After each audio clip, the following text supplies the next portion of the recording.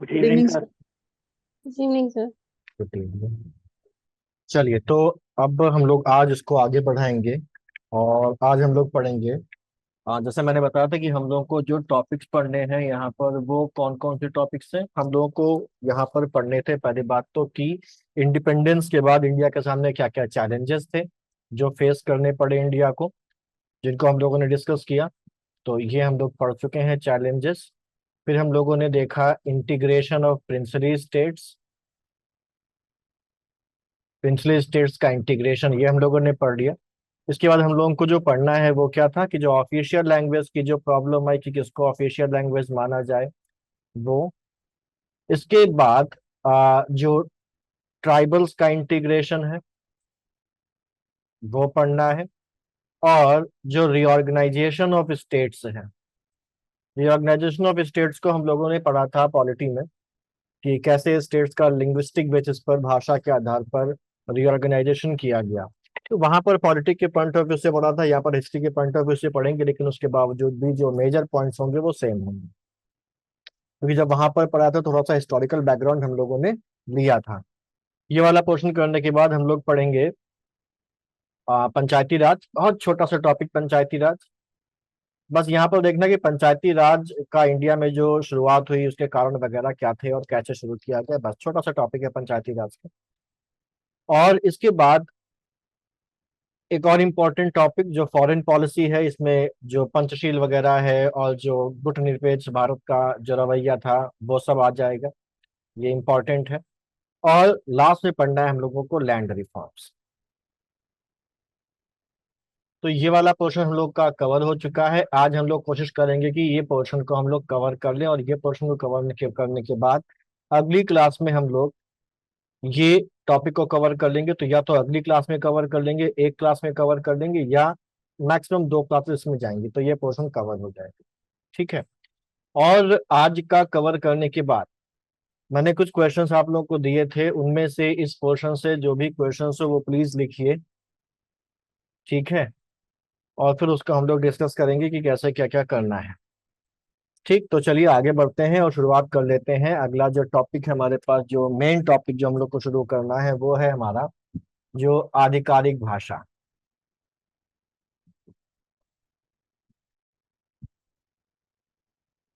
आधिकारिक भाषा से जुड़े आधिकारिक भाषा से जुड़े मामले, ऑफिशियल लैंग्वेज से रिलेटेड जो भी मैटर्स हमारे पास है। अब हम लोग ये जानते हैं कि हमारा जो देश है इसमें बहुत सारी लैंग्वेजेस हैं। ठीक है। छोटी मोटी सब मिला के हम लोगों ने देखा था कि 2000 से ऊपर लैंग्वेजेस इंडिया में बोली जाती हैं, जिनमें कुछ तो सब जानते हैं, कुछ ऐसी हैं जो बहुत छोटी कम्युनिटी के द्वारा बोली जाती हैं। ठीक, और उन लैंग्वेजेस के भी कई सारे डायलेक्ट्स हैं।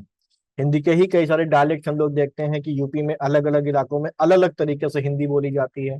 सेंट्रल यूपी में किसी और तरीके से बोली जाती है, वेस्टर्न यूपी में किसी और तरीके से बोली जाती है, ईस्टर्न यूपी में किसी और तरीके से बोली जाती है, बिहार में कोई और तरीका, और बिहार में भी अलग अलग जो अंचल है वहां पर भाषा का बोलने का तरीका अलग है, डायलेक्ट अलग है।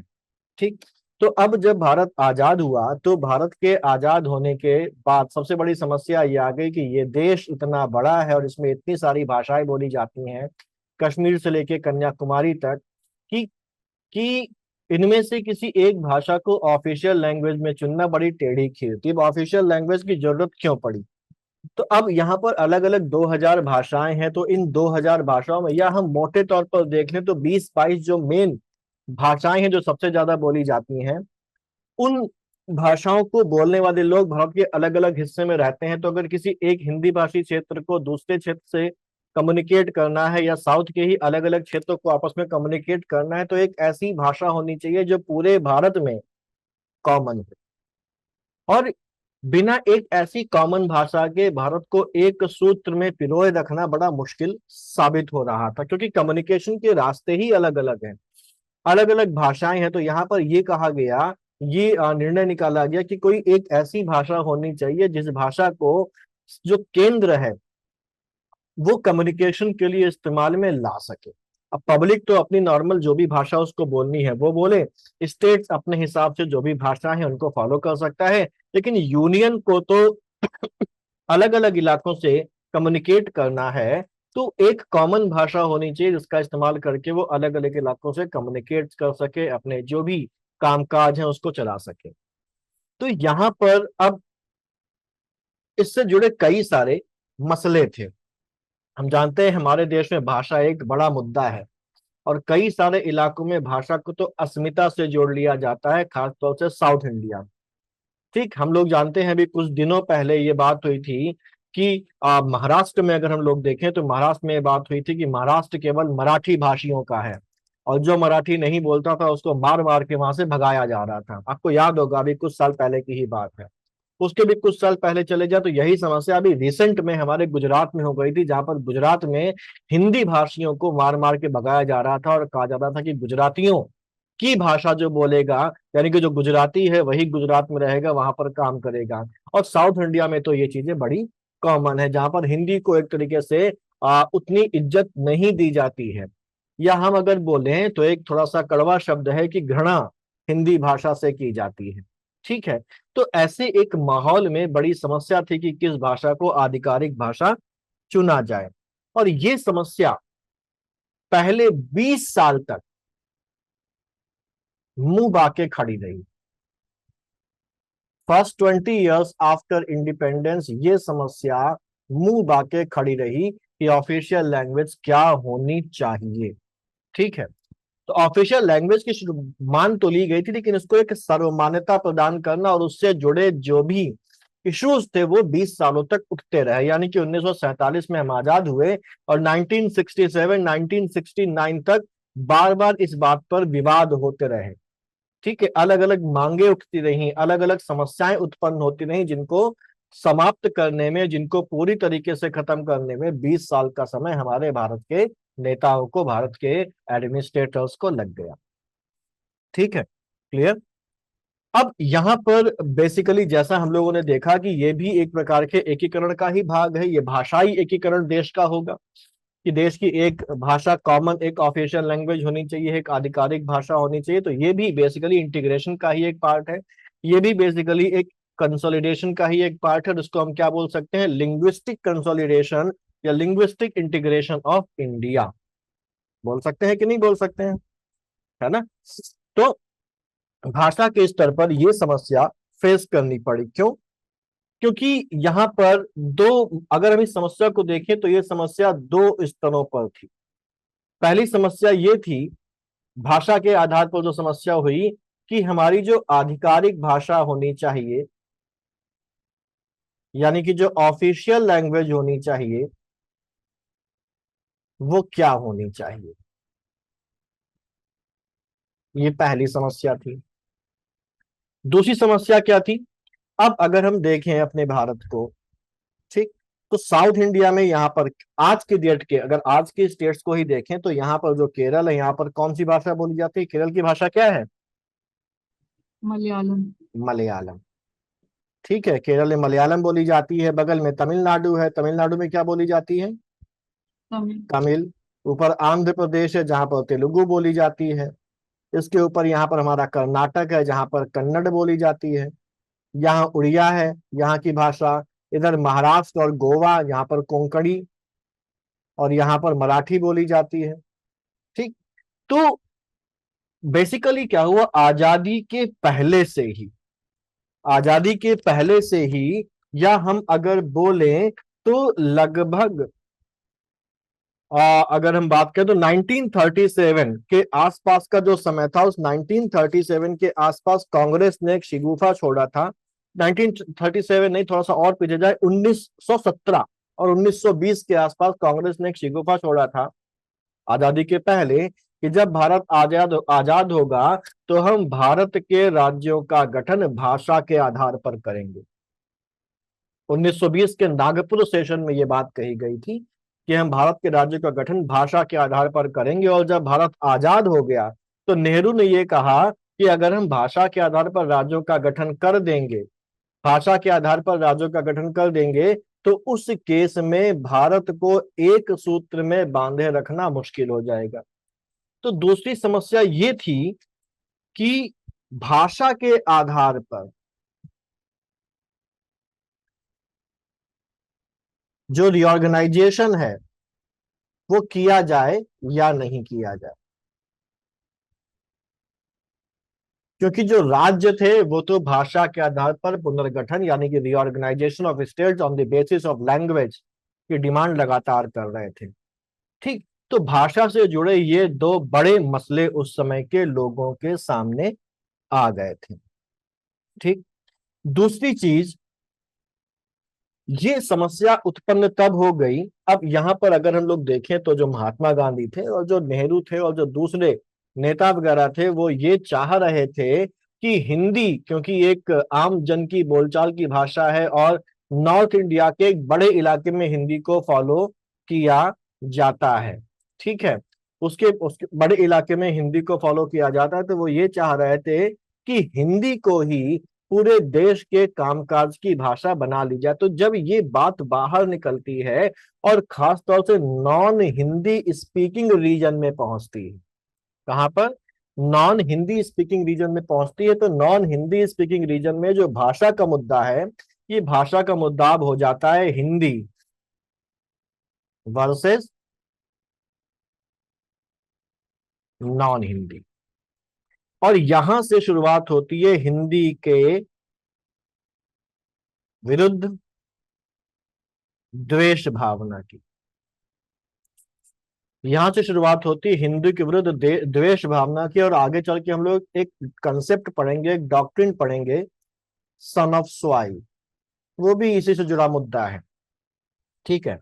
तो हिंदी वर्सेस नॉन हिंदी में बदल जाता है ये पूरा मामला। जो अभी तक अलग अलग भाषाओं के बीच में था, अब हिंदी और नॉन हिंदी के बीच में आ जाता है। हिंदी और नॉन हिंदी क्षेत्रों के बीच के द्वेष के रूप में सामने आ जाता है। ठीक है। सर ये क्या है, son of? Son of soil, भूमिपुत्र की अवधारणा। ठीक है। जैसे जो महाराष्ट्र केवल मराठी भाषियों के लिए है, गुजरात केवल गुजराती भाषियों के लिए है, तो ये जो कंसेप्ट है इसको सन ऑफ सॉइल कंसेप्ट बोलते हैं, doctrine of son of soil बोलते हैं। ठीक है। यस पढ़ेंगे सर। इसको डिटेल में हम लोग आगे चल के, शायद कल की क्लास में ही पढ़े। तो यहां तक कोई डाउट तो नहीं? No sir. ठीक। अब यहां पर समस्या ये नहीं थी कि देश की राजभाषा किसे बनाया जाए।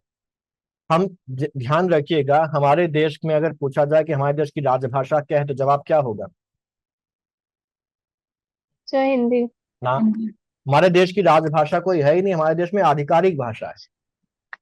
यस सर, राजभाषा नहीं है राजभाषा का कंसेप्ट ही नहीं है। तो ये समस्या नहीं थी कि राजभाषा किसे बनाया जाए, बल्कि समस्या ये थी कि कौन सी ऐसी भाषा को अपनाया जाए जो पूरे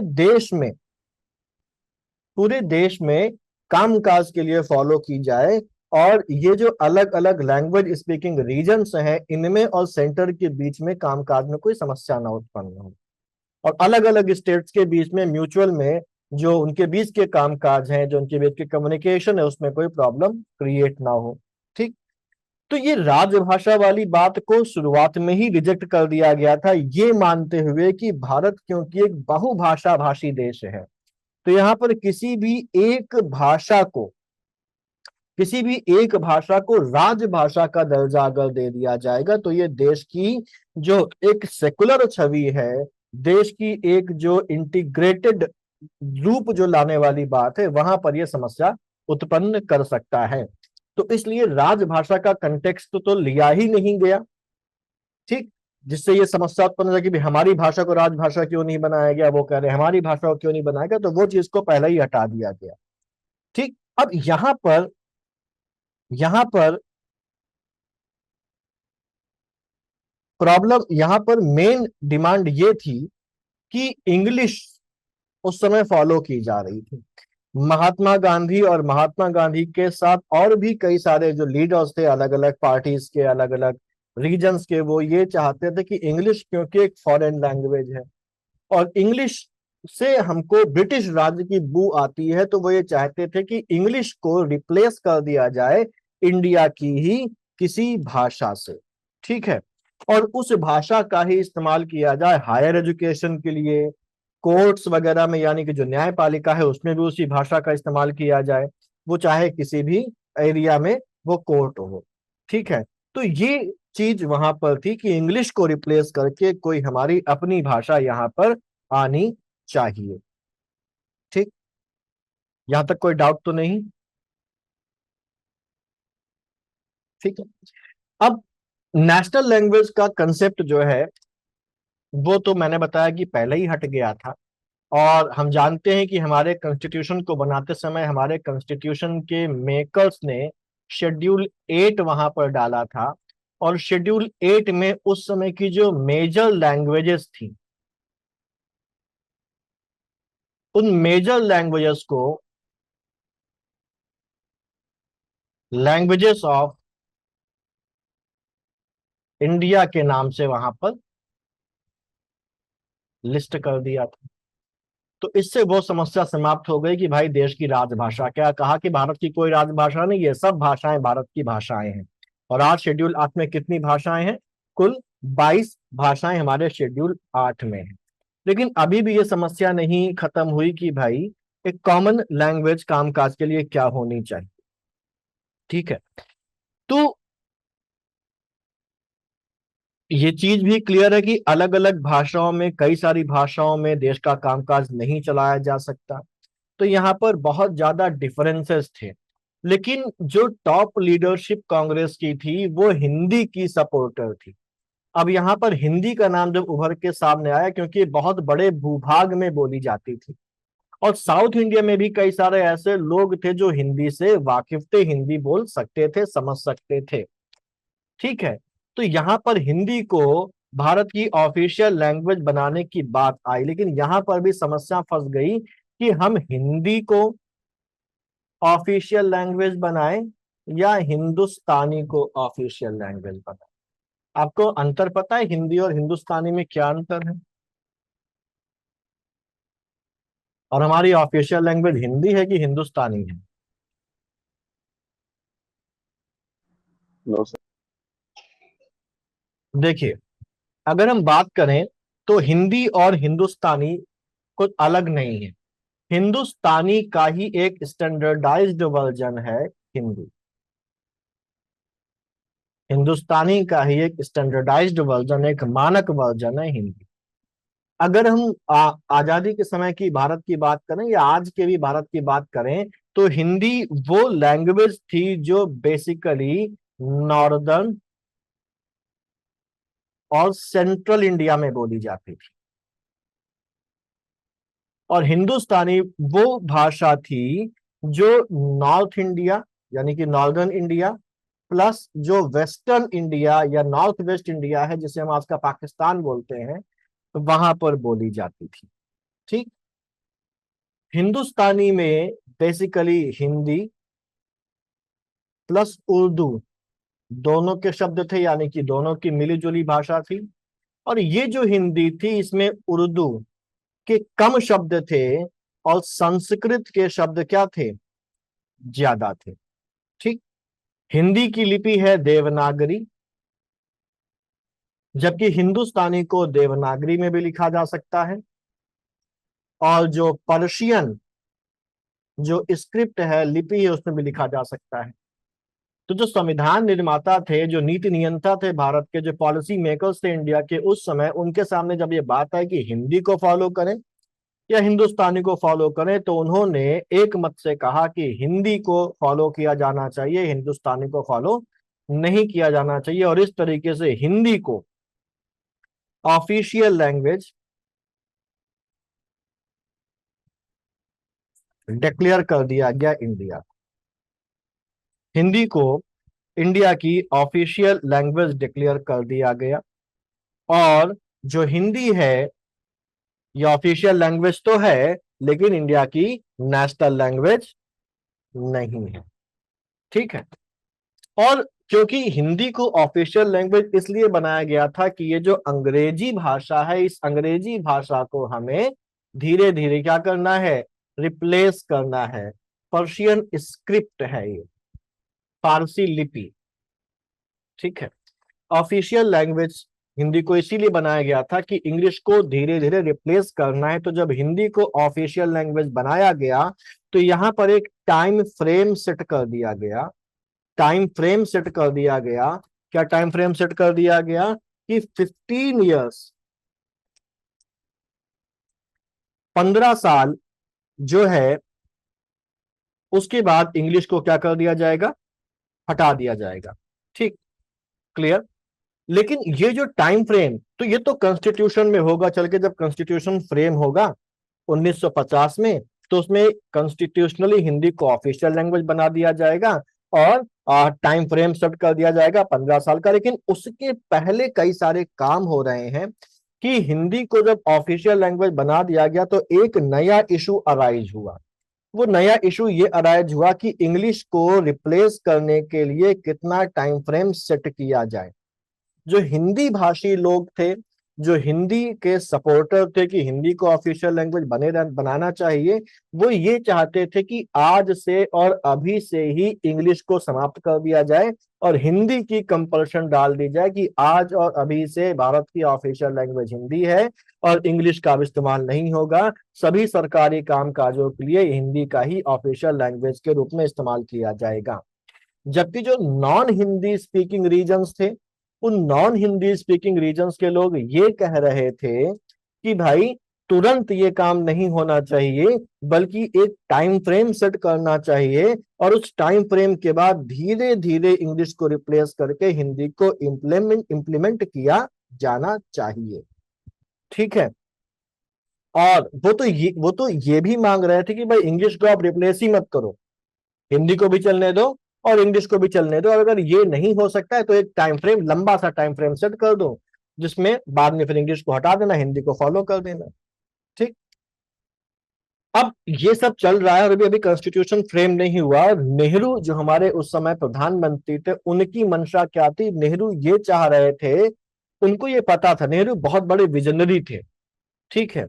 और क्योंकि वो नेशनल मूवमेंट से जुड़े हुए थे तो भारत की जनता की रग रग को, भारत के अलग अलग इलाकों की लोग क्या सोचते हैं, उनकी क्या मंशा है, ये सब वो अच्छी तरीके से समझते थे। तो वो ये चाहते थे कि हिंदी को ऑफिशियल लैंग्वेज तो बना दिया गया, लेकिन इंग्लिश को खत्म ना किया जाए, इंग्लिश को एक एसोसिएट ऑफिशियल लैंग्वेज का दर्जा देकर जिंदा रखा जाए, जिससे कि जो नॉन हिंदी स्पीकिंग एरियाज हैं, नॉन हिंदी स्पीकिंग रीजन है, उनके ऊपर हिंदी थोप ना दी जाए। ठीक है, उनको थोपी हुई ना लगे और वो इंग्लिश में अपना कामकाज करते रहे। यानी कि कंपल्शन नहीं होनी चाहिए, ऑप्शन होना चाहिए, आप हिंदी में भी काम कर सके, इंग्लिश में भी काम कर सके। हिंदी को मेन ऑफिशियल लैंग्वेज बना दीजिए और इंग्लिश को क्या बना दीजिए, एसोसिएट ऑफिशियल लैंग्वेज बना दीजिए। ये किसका विचार था, ये विचार था जवाहरलाल नेहरू का। तेज तो नहीं बोल रहा, समझ में आ रहा है ना आपको? Yes sir. ठीक है। अच्छा, अब इसके बाद ये सब जब चीजें सेट हो गई और कॉन्स्टिट्यूशन का तो फ्रेमिंग चल ही रहा था हमारे पास, और जब कॉन्स्टिट्यूशन फ्रेम हुआ तो कॉन्स्टिट्यूशन में फिर हिंदी को ऑफिशियल लैंग्वेज डिक्लेयर कर दिया गया। ऑफिशियल लैंग्वेज से रिलेटेड कौन सा पार्ट है हमारे कॉन्स्टिट्यूशन में? कुसुम जी बताइए, कौन सा पार्ट कॉन्स्टिट्यूशन का है जो ऑफिशियल लैंग्वेज से रिलेटेड है? कोई और नहीं बताएगा?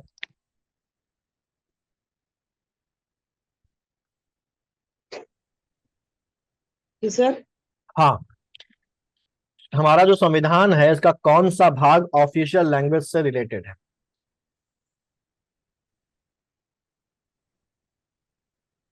मतलब हमारे संविधान में कितने भाग हैं कुसुम जी?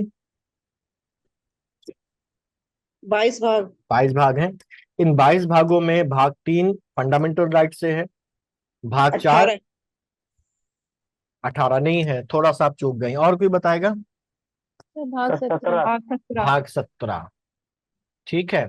तो पार्ट 17, पार्ट 17 हमारे संविधान में डाला गया। बिल्कुल करीब थी आप। पार्ट 17 हमारे संविधान में डाला गया, जिसमें आर्टिकल 343 से 349 तक है। और पार्ट 17 के द्वारा हिंदी को ऑफिशियल लैंग्वेज डिक्लेयर कर दिया गया। ठीक। आप लोगों में से शायद लिख रहे हैं आप लोग कि सुन रहे हैं, केवल लिखते भी जा रहे हैं क्या, नोटिंग भी करते जा रहे हैं क्या? सर लिखते जा यस रहे हैं, सर। बट बीच बीच में छूट रहा है। तो ठीक है, मुझे बता दीजिए, फिर मैं थोड़ा सा धीमे हो जाऊंगा, अदरवाइज फिर तो मैं बहुत तेज बोलने लगता हूँ। सर थोड़ा सा धीरे हो। हाँ ठीक है। तो 343 से 349 तक है, ये कॉन्स्टिट्यूशनल फ्रेमवर्क है ऑफिशियल लैंग्वेजेस को बनाने के।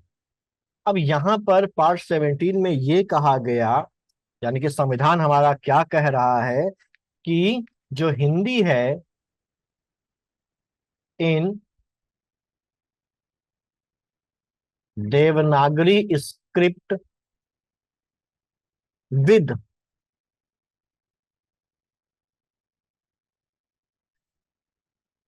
International numerals shall be official language of India. ठीक, ये बात कहता है हमारा आर्टिकल 343 का क्लॉज 1। मतलब क्या है, उसने भाषा भी बताई है, उसने लिपि भी बताई है कि हिंदी होगी भाषा हमारी, और लिपि क्या होगी हमारी, देवनागरी होगी। और जो नंबर्स हैं, अब हिंदी के नंबर्स तो ऐसे होते हैं 1 2 3 4, तो लिपि तो हिंदी की लेंगे, लेकिन जब नंबर्स लेने की बात आएगी तो नंबर ये नहीं लेंगे, नंबर लेंगे कौन से वाले, इंटरनेशनल, यानी कि 1 2 3 4, ये नंबर फॉलो किए जाएंगे। With international numeral shall be official language of India, article 343 clause 1 ये कहता है। और जो साउथ इंडिया के या जो नॉन हिंदी स्पीकिंग रीजन्स के लोग थे, उनकी जो मांग थी कि भाई हिंदी को तुरंत इंप्लीमेंट ना किया जाए, बल्कि एक टाइम फ्रेम सेट करके रखा जाए, और उस टाइम फ्रेम तक इंग्लिश को भी कंटिन्यू रखा जाए, वो टाइम फ्रेम भी हमारा ये कॉन्स्टिट्यूशन ने यहाँ पर सेट कर दिया। और इसमें इन्होंने ये कहा कि जो इंग्लिश है, इंग्लिश को कंटिन्यू रखा जाएगा कब तक, 15 ईयर्स तक, यानी कि 1965 तक। और उसके बाद इसे हिंदी से रिप्लेस कर दिया जाए।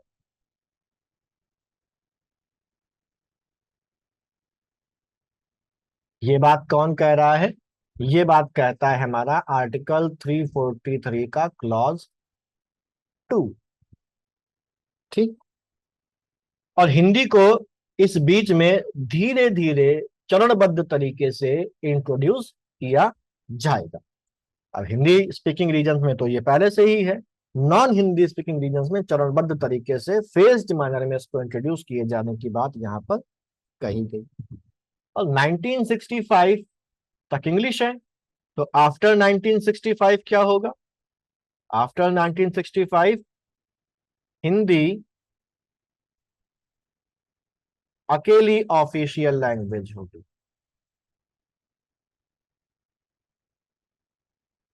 हिंदी अकेली ऑफिशियल लैंग्वेज होगी। ठीक है, लेकिन, यानी कि परंतु, पार्लियामेंट को यह अधिकार दे दिया गया, क्योंकि ये सब तो, ये जो नियम है, जो आर्टिकल 343 क्लॉज 1 343 क्लॉज 2 है, ये किसने बनाए, किस बॉडी ने बनाए, पार्लियामेंट ने बनाए, है ना? Yes sir. अच्छा,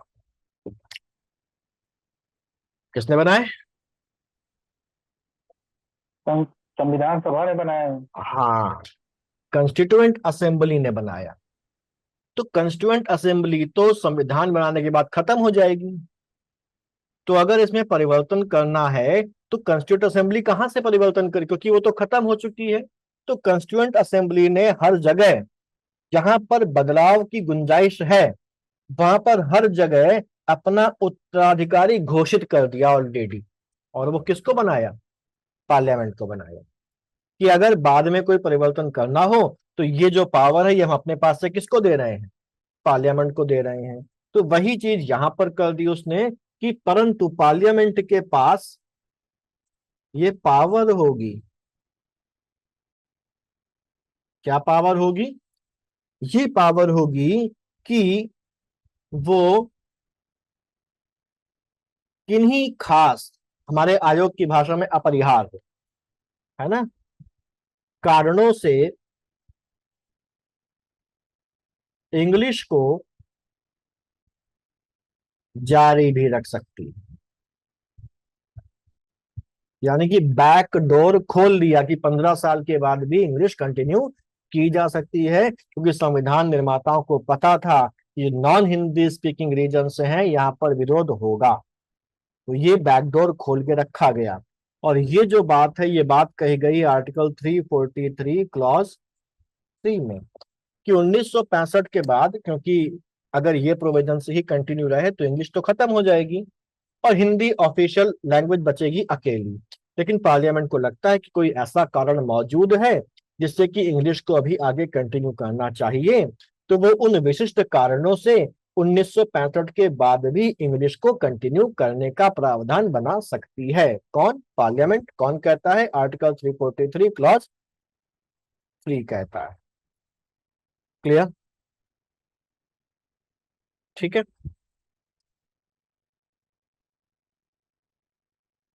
अब यहां पर एक चीज और, अब अभी हम 1950 में हैं, टाइम फ्रेम सेट कर लीजिए, टाइम मशीन में बैठ के पहुंची 1950, और 1950 में बैठ के हम 1965 में इंग्लिश को खत्म करने की बात कर रहे हैं। और हम ये मान रहे हैं अभी, और हम ये मान रहे हैं अभी कि 1965 में कोई ऐसा प्रावधान नहीं बनेगा कि इंग्लिश को कंटिन्यू किया जाए और हिंदी को फेज मैनर में इंट्रोड्यूस किया जाएगा। ठीक, ये क्लॉज 2 है हमारा कि 15 साल तक इंग्लिश को कंटिन्यू रखा जाएगा और उसके बारे से हिंदी रिप्लेस कर दिया जाएगा। फिर क्लॉज 3 हमारे पास है कि 1965 में हिंदी अकेली ऑफिशियल लैंग्वेज रहेगी, लेकिन पार्लियामेंट के पास ये पावर है कि वो इंग्लिश को 1965 के बाद भी कंटिन्यू रख सकती है। ठीक है, वापस आते हैं पुरानी बातों पे, कि अब यहां पर जब हम 1950 में बैठ के कॉन्स्टिट्यूशन बना रहे हैं तो हमको ये पता है कि भाई 1965 पे इंग्लिश खत्म हो जाएगी। ठीक है, और हिंदी हिंदी स्पीकिंग एरियाज में तो बोली ही जा रही है, लेकिन नॉन हिंदी स्पीकिंग एरियाज के लिए भी अकेली ऑफिशियल लैंग्वेज कौन बन जाएगी? हिंदी बन जाएगी। तो हमें कुछ ऐसा काम भी तो करना पड़ेगा कि जो नॉन हिंदी स्पीकिंग रीजन्स हैं, जहां पर हिंदी नहीं बोली जाती है, वहां पर लोग हिंदी से फैमिलियर हों, वहां पर लोग हिंदी में कामकाज करना सीखें, तभी तो हिंदी के ऑफिशियल लैंग्वेज बनने का फायदा होगा। क्योंकि अगर वो लोग हिंदी से के प्रति जागरूक ही नहीं है, हिंदी से फैमिलियर ही नहीं है, हिंदी लिखना बोलना समझना ही नहीं जानते हैं, तो वो सरकारी कामकाज आखिरकार करेंगे कैसे? ठीक है, तो उन लोगों ने एक प्रावधान और बनाया, उन्होंने आर्टिकल 344 भी डाला। और आर्टिकल, नेक्स्ट पेज पे आ जाऊं, नोट तो नहीं करना कुछ? No sir. नहीं। ठीक है, तो उन्होंने आर्टिकल 344 भी बनाया, और आर्टिकल 344 में ये कहा कि ये जो सरकार है, इस सरकार की ये जिम्मेदारी है कि वो हिंदी का विकास और हिंदी का जो विस्तार है उस पर ध्यान दे। यानी कि वो ऐसे ऐसे प्रावधान करे, ऐसे कार्यक्रम चलाए कि हिंदी स्पीकिंग एरियाज में तो खैर हिंदी को किसी उसकी जरूरत नहीं है, लेकिन जो नॉन हिंदी स्पीकिंग एरियाज हैं वहां पर भी हिंदी का स्प्रेड हो और हिंदी का डेवलपमेंट हो। ठीक है, यानी कि उन्होंने गवर्नमेंट से कहा कि ये गवर्नमेंट की ड्यूटी है। क्या ड्यूटी है? To promote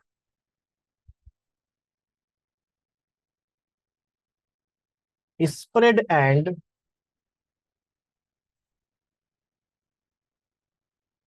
development of Hindi. और इसके लिए उसने एक प्रावधान बनाया। उसने ये कहा कि सरकार को बनाना चाहिए, अपॉइंट करना होगा। क्या करना होगा? अपॉइंट करना होगा, अपॉइंटमेंट करना होगा किसका? एक कमीशन एंड ज्वाइंट कमिटी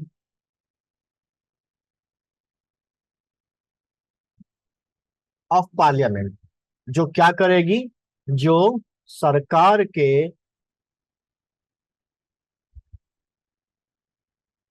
इन प्रयासों की प्रगति की समीक्षा करेगी। किन प्रयासों के?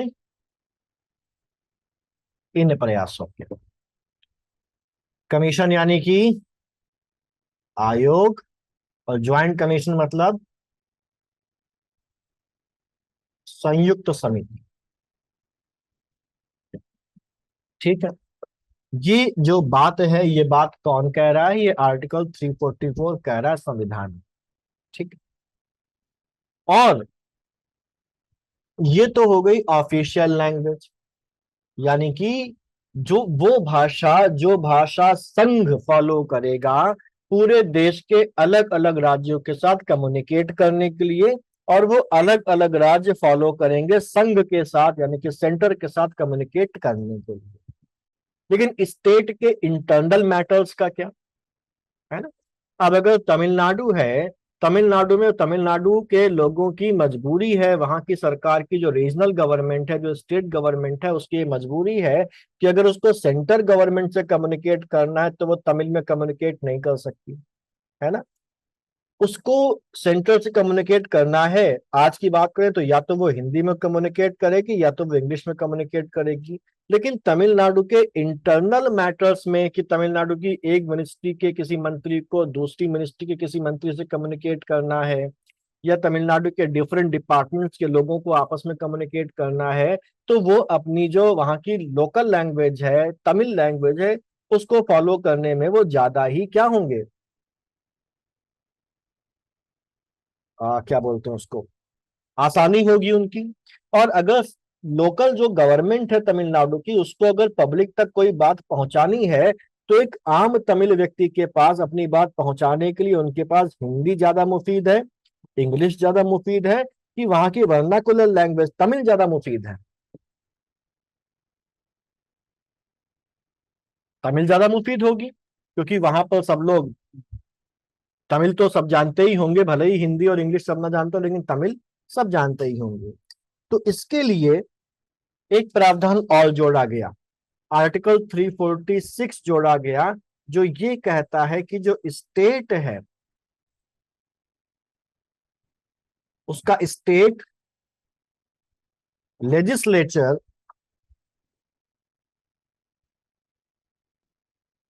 स्टेट लेवल के लिए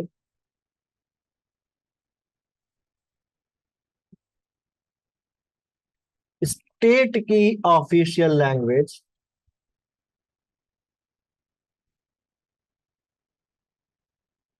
डिसाइड करेगा, स्टेट की ऑफिशियल लैंग्वेज डिसाइड करेगा।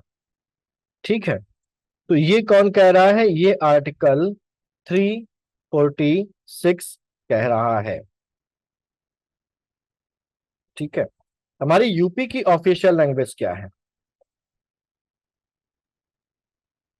हिंदी सर। हिंदी सर और हिंदी, उर्दू और दूसरी सर उर्दू। तो सर। इंग्लिश भी है क्या ऑफिशियल लैंग्वेज यूपी की?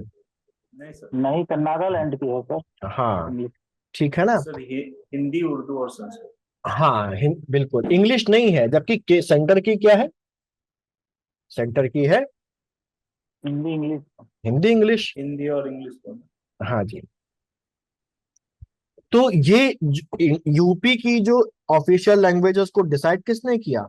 इसको डिसाइड किया यूपी के लेजिस्लेचर ने, कि भाई इंग्लिश को हम लोग नहीं रखेंगे।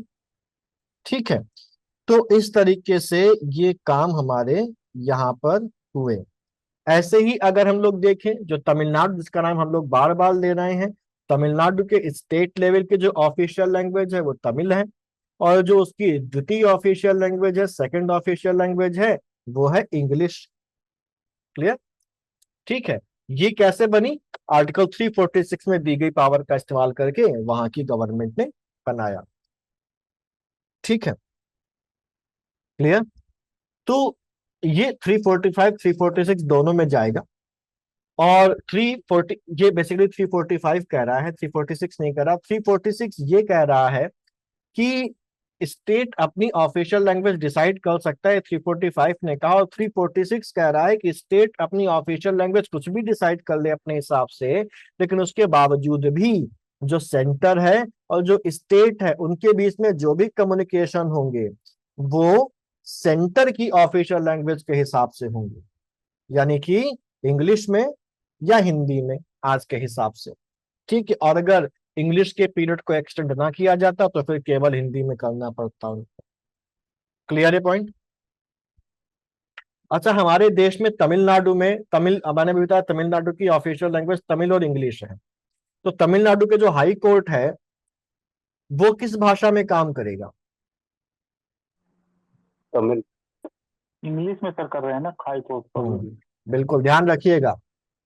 सर आर्टिकल, लगभग इंग्लिश हाँ, में। आर्टिकल 348 साफ साफ कहता है कि जो सुप्रीम कोर्ट होगा और जो हाई कोर्ट होगा, हाई कोर्ट वो कहीं भी हो, किसी भी स्टेट में हो, चाहे यूपी में हो, चाहे उड़ीसा में हो, चाहे नागालैंड में हो, चाहे केरल में हो, चाहे कर्नाटक में हो, चाहे तमिलनाडु में हो, उसका कामकाज किस भाषा में होगा?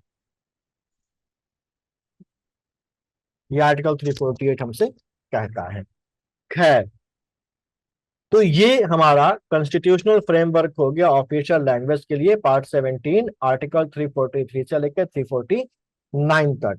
सारे नहीं जो जरूरी थे वो हम लोगों ने आर्टिकल्स यहाँ पर देख लिया। अब इसके बाद आते हैं, जैसा यहाँ पर हमारे आर्टिकल में कहा गया 344 में कि जो गवर्नमेंट है वो एक कमीशन बनाएगी। किस लिए बनाएगी? ऑफिशियल लैंग्वेज के लिए बनाएगी। तो इस कमीशन का नाम क्या रखा जाएगा? Official language commission. तो 1956 में भारत सरकार ने एक ऑफिशियल लैंग्वेज कमीशन का, सॉरी, 1955 में ऑफिशियल लैंग्वेज कमीशन का एस्टैब्लिशमेंट किया। तो हमारे पास अब आ जाता है 1955 और आर्टिकल 344 के अनुसार बनाया जाता है आधिकारिक भाषा आयोग, यानी कि ऑफिशियल लैंग्वेज कमीशन बनाया जाता है। और ये ऑफिशियल लैंग्वेज कमीशन 1956 में अपनी जो रिपोर्ट है वो सबमिट करता है। 1956 में अपनी रिपोर्ट सबमिट करता है और ये कहता है, ये रिकमेंड करता है कि हिंदी को, इंग्लिश को अब धीरे धीरे रिप्लेस कर देना शुरू कर देना चाहिए।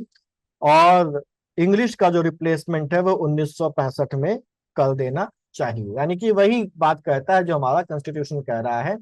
ये रिकमेंडेशन देता है कि अब हिंदी को यूज करना बढ़ाना चाहिए और धीरे धीरे इसको रिप्लेस, इससे इंग्लिश को रिप्लेस कर देना चाहिए। अब यहाँ पर बेसिकली क्या था कि ये जो ऑफिशियल लैंग्वेज कमीशन था, इस ऑफिशियल लैंग्वेज कमीशन में अलग अलग क्षेत्रों के लोग भी थे। तो यहाँ पर दो मेंबर्स जो थे, जो कि वेस्ट बंगाल और तमिलनाडु से बिलोंग करते थे, उन लोगों ने इस बात का विरोध किया। नॉन हिंदी स्पीकिंग एरियाज थे, उन लोगों ने इस बात का विरोध किया कि भाई ये बात नहीं होगी और ये काम नहीं होना चाहिए। ठीक है, तो अब इसके बाद एक ज्वाइंट पार्लियामेंट्री कमेटी बनाई गई, संयुक्त संसदीय समिति बनाई गई। और संयुक्त संसदीय समिति ने फिर अपनी रिकमेंडेशन दी और उसके बाद इनकी बाद बनाया गया जेपीसी बनाया गया। और जेपीसी की रिकमेंडेशन के बाद 1960 में प्रेसिडेंट ने एक ऑर्डर इशू किया। 1960 में एक ऑर्डर इशू किया कि 1965 के बाद जो हिंदी है वो रहेगी भारत की प्रिंसिपल ऑफिशियल लैंग्वेज, यानी कि मुख्य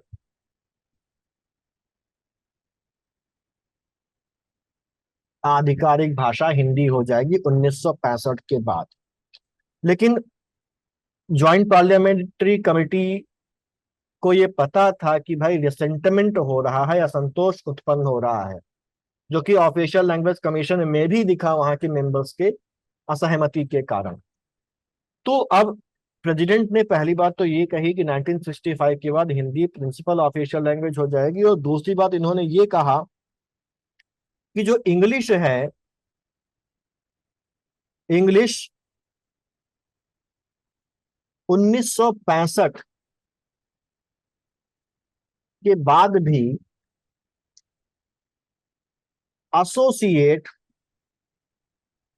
ऑफिशियल लैंग्वेज के रूप में जारी रहे, एसोसिएट ऑफिशियल लैंग्वेज के रूप में जारी रहेगी। ठीक, अब ये सहायक सर।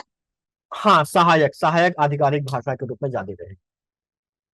ठीक है, अब ये जो प्रेसिडेंट का जो ऑर्डर आता है, इस प्रेसिडेंट के डायरेक्शन के बाद, इस प्रेसिडेंट के ऑर्डर आने के बाद, क्योंकि हिंदी को प्रिंसिपल ऑफिशियल लैंग्वेज बना दिया गया, तो जो सेंट्रल गवर्नमेंट है वो अब हिंदी के प्रमोशन के लिए कदम उठाना शुरू कर देती है, और कई सारी चीजें वहां पर इंप्लीमेंट करती है, जिसमें से हिंदी निदेशालय की स्थापना एक होती है। वो हिंदी निदेशालय की स्थापना करती है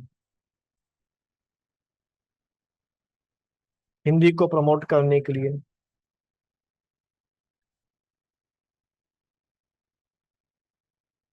हिंदी निदेशालय की स्थापना करती है। ठीक है, और हिंदी में एक मानक रूप क्या होगा, उसके लिए अलग अलग पब्लिकेशन जारी करती है। हिंदी ट्रांसलेशन के लिए पदों का सृजन करती है कि भाई जो नॉन हिंदी स्पीकिंग एरियाज है वहां पर कोई समस्या ना आए। ठीक, गवर्नमेंट एम्प्लॉयज को हिंदी की कंपलसरी ट्रेनिंग दी जानी शुरू हो जाती है, खासतौर से नॉन हिंदी स्पीकिंग रीजन्स में। और जो कानून है, जो लॉज है, जो रूल्स हैं, उन इम्पोर्टेंट लॉज का, रूल्स वगैरह का हिंदी में ट्रांसलेशन करना शुरू कर दिया जाता है, और कोर्ट्स में उनके प्रमोशन, कोर्ट से कहा जाता है कि भाई आप भी हिंदी को प्रमोट करिए। तो एक तरीके से अब प्रेसिडेंट ने तो ये कहा कि एसोसिएट लैंग्वेज इंग्लिश भी रहेगी, लेकिन सेंट्रल गवर्नमेंट की जो स्टेप्स हैं वो पूरी तरीके से इंग्लिश को अब साइड डाउन करते हुए हिंदी को ही मेन क्या करने लगी, प्रमोट करने लगी। अब इससे क्या होता है, अब इससे जो नॉन हिंदी स्पीकिंग रीजन है वहां पर फिर से एक असंतोष उत्पन्न होने लगता है। ठीक है, इस असंतोष के उत्पन्न होने के बाद जवाहरलाल नेहरू जो है वो पार्लियामेंट में एक बयान देते हैं कि भाई किसी को घबराने की जरूरत नहीं है, जब तक जनता चाहेगी, जब तक आम जनता का मत इसके विपरीत नहीं होगा, तब तक जो इंग्लिश है वो भी एक अल्टरनेट लैंग्वेज के रूप में, एक वैकल्पिक भाषा के रूप में जारी रहेगी। ठीक है, ये जवाहरलाल नेहरू ने अपना बयान दिया पार्लियामेंट में, और उन्होंने किसके ऊपर छोड़ दिया, जनता की मर्जी के ऊपर, कि जनता की मर्जी नहीं होगी तो इंग्लिश अल्टरनेट लैंग्वेज के दर्जे से या एसोसिएट ऑफिशियल लैंग्वेज के दर्जे से हटाई नहीं जाएगी। और इसी बीच 1963 में आ जाता है ऑफिशियल लैंग्वेजेस एक्ट 1963 में पास कर दिया जाता है। और ये 1963 का जो ऑफिशियल लैंग्वेजेस एक्ट था, इसका उद्देश्य क्या था, इसका उद्देश्य ये था कि संविधान के द्वारा 1965 के बाद इंग्लिश के इस्तेमाल पर रोक के संबंध में जो प्रावधान किया गया है उसको हटाना है ना। अब हम जरा पीछे जाएं तो आप याद करिए, मैंने ये बताया था कि संविधान ये कह रहा था, मूल रूप से ओरिजिनली संविधान ने ये कहा था कि 1965 तक इंग्लिश रहेगी, उसके बाद इंग्लिश खत्म कर दी जाएगी। और उसके बाद संविधान में कॉन्स्टिट्यूशन में ये कहा गया कि भाई पार्लियामेंट चाहे तो इंग्लिश को आगे कंटिन्यू कर सकती है। पार्लियामेंट कैसे चाहेगी, पार्लियामेंट तो कानून बना के ही तो चाहेगी। तो अब इसीलिए 1963 में एक कानून बना दिया गया कि हाँ, हम 1965 के बाद भी इंग्लिश को कंटिन्यू रखना चाहेंगे। ये पार्लियामेंट ने कानून बना के इंग्लिश को 1965 के बाद भी कंटिन्यू कर दिया। ठीक है, क्लियर ये? ठीक है। जी सर। लेकिन यहां पर ये नहीं बताया गया कि ये इंग्लिश जो है ये जारी तो रहेगी, लेकिन ये नहीं बताया गया कि इंग्लिश को कब तक जारी रखना है, क्या टाइम लिमिट फ्रेम फ्रेम किया गया है, क्या टाइम लिमिट सेट करेगी। तो यहां पर एक एम्बिग्यूटी रही इस एक्ट में। और इस एक्ट के आने के बाद अभी तक नॉन हिंदी स्पीकिंग के वो लोग जो ये कह रहे थे कि हिंदी को तुरंत ना थोप दिया जाए, जो ये कह रहे थे कि इंग्लिश को,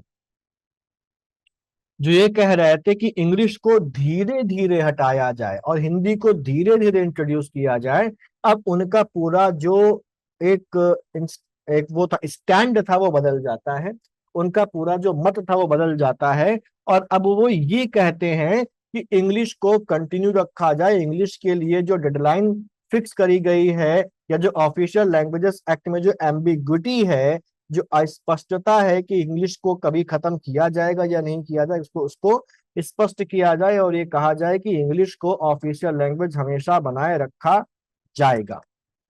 ठीक है, क्लियर? और इसके बाद इस चीज के लिए बहुत सारे प्रोटेस्ट शुरू हो जाते हैं, बहुत सारे आंदोलन शुरू हो जाते हैं।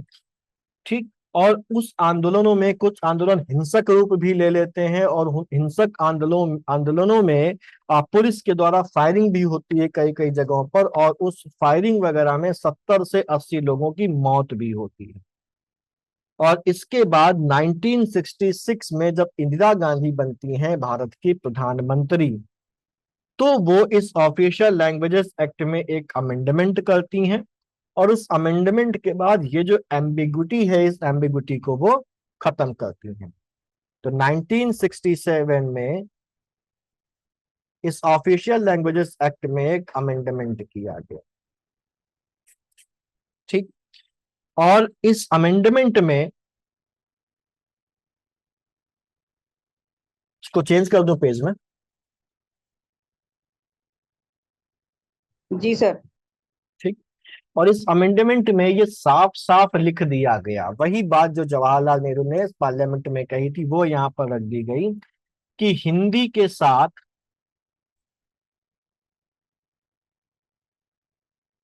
इंग्लिश तब तक एसोसिएट ऑफिशियल लैंग्वेज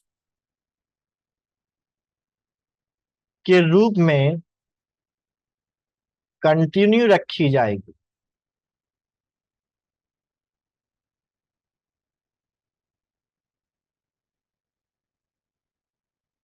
ठीक है, जब तक स्पेसिफिकली बोल दिया गया कि नॉन हिंदी स्टेट्स चाहेंगे। यानी कि अब यहां पर एक कंपल्शन हो गई है कि जब तक नॉन हिंदी स्टेट्स नहीं कहेंगी तब तक इंग्लिश कंटिन्यू रहेगी। ये बात कहां पर आई? 1967 में ऑफिशियल लैंग्वेजेस एक्ट में जो अमेंडमेंट किया गया, यानी कि अब हमारे देश की जो ऑफिशियल लैंग्वेज है वो कैसी है? Bilingual, Hindi as well as English. Hindi भले ही प्रिंसिपल लैंग्वेज है और इंग्लिश भले ही एसोसिएट लैंग्वेज है, लेकिन हम जानते हैं कि वास्तविक जीवन में एसोसिएट लैंग्वेज का दर्जा किसे मिला है और प्राइमरी लैंग्वेज का या प्रिंसिपल लैंग्वेज का दर्जा किसे मिला है। असली जीवन में तो रिवर्सल है ना यहाँ पर। ठीक है। Yes sir. है ना? और हर जगह। हाँ, और यहाँ पर इसके साथ साथ थ्री लैंग्वेज त्रिभाषा सिद्धांत, ये इंपॉर्टेंट है। थ्री लैंग्वेज जो सिस्टम है वो इंट्रोड्यूस किया गया, और थ्री लैंग्वेज सिस्टम में यानी कि त्रिभाषा सिद्धांत में तीन भाषाओं को जानना या तीन भाषाओं की पढ़ाई का प्रावधान किया गया। यहाँ पर इस प्रावधान को दो भागों में हम लोग बांट के पढ़ सकते हैं कि जो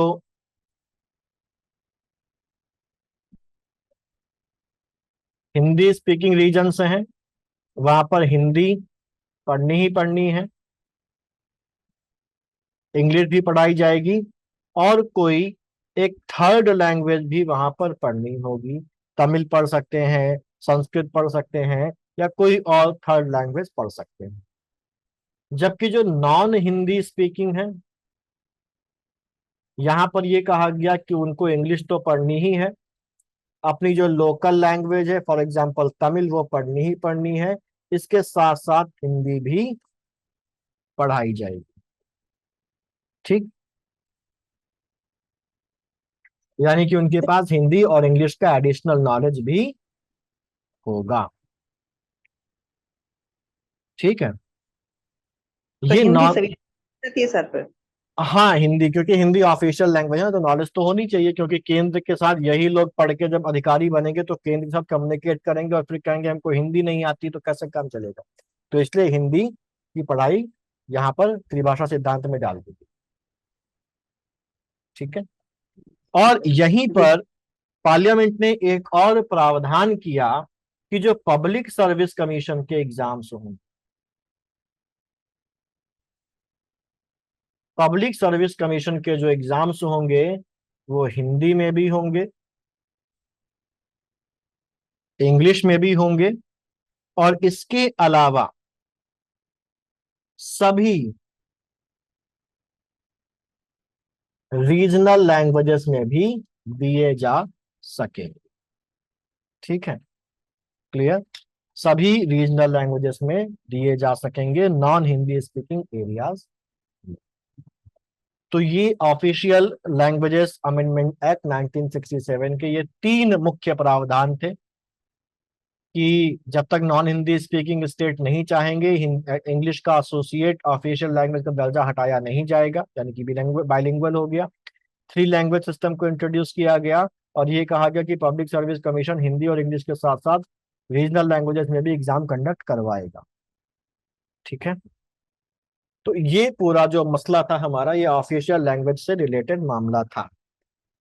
यूपीएससी यूपीपीसीएस में तो नहीं आया है, यूपीएससी में से रिलेटेड क्वेश्चंस आए हैं हमारे, तो इस पूरे बातचीत को, इस पूरी चीज को आपको ध्यान रखना है, क्योंकि कभी भी हमारे में भी आ सकता है। और अब आते हैं अगले सेगमेंट में, चले, कंपेरेटिवली इंपॉर्टेंट है, इसको हटा दें। Yes sir. अगला सेगमेंट है हमारे पास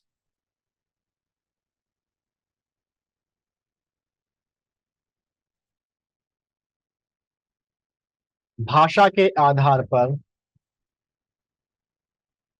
राज्यों का पुनर्गठन। भाषा के आधार पर राज्यों का पुनर्गठन, यानी कि linguistic reorganisation of the state.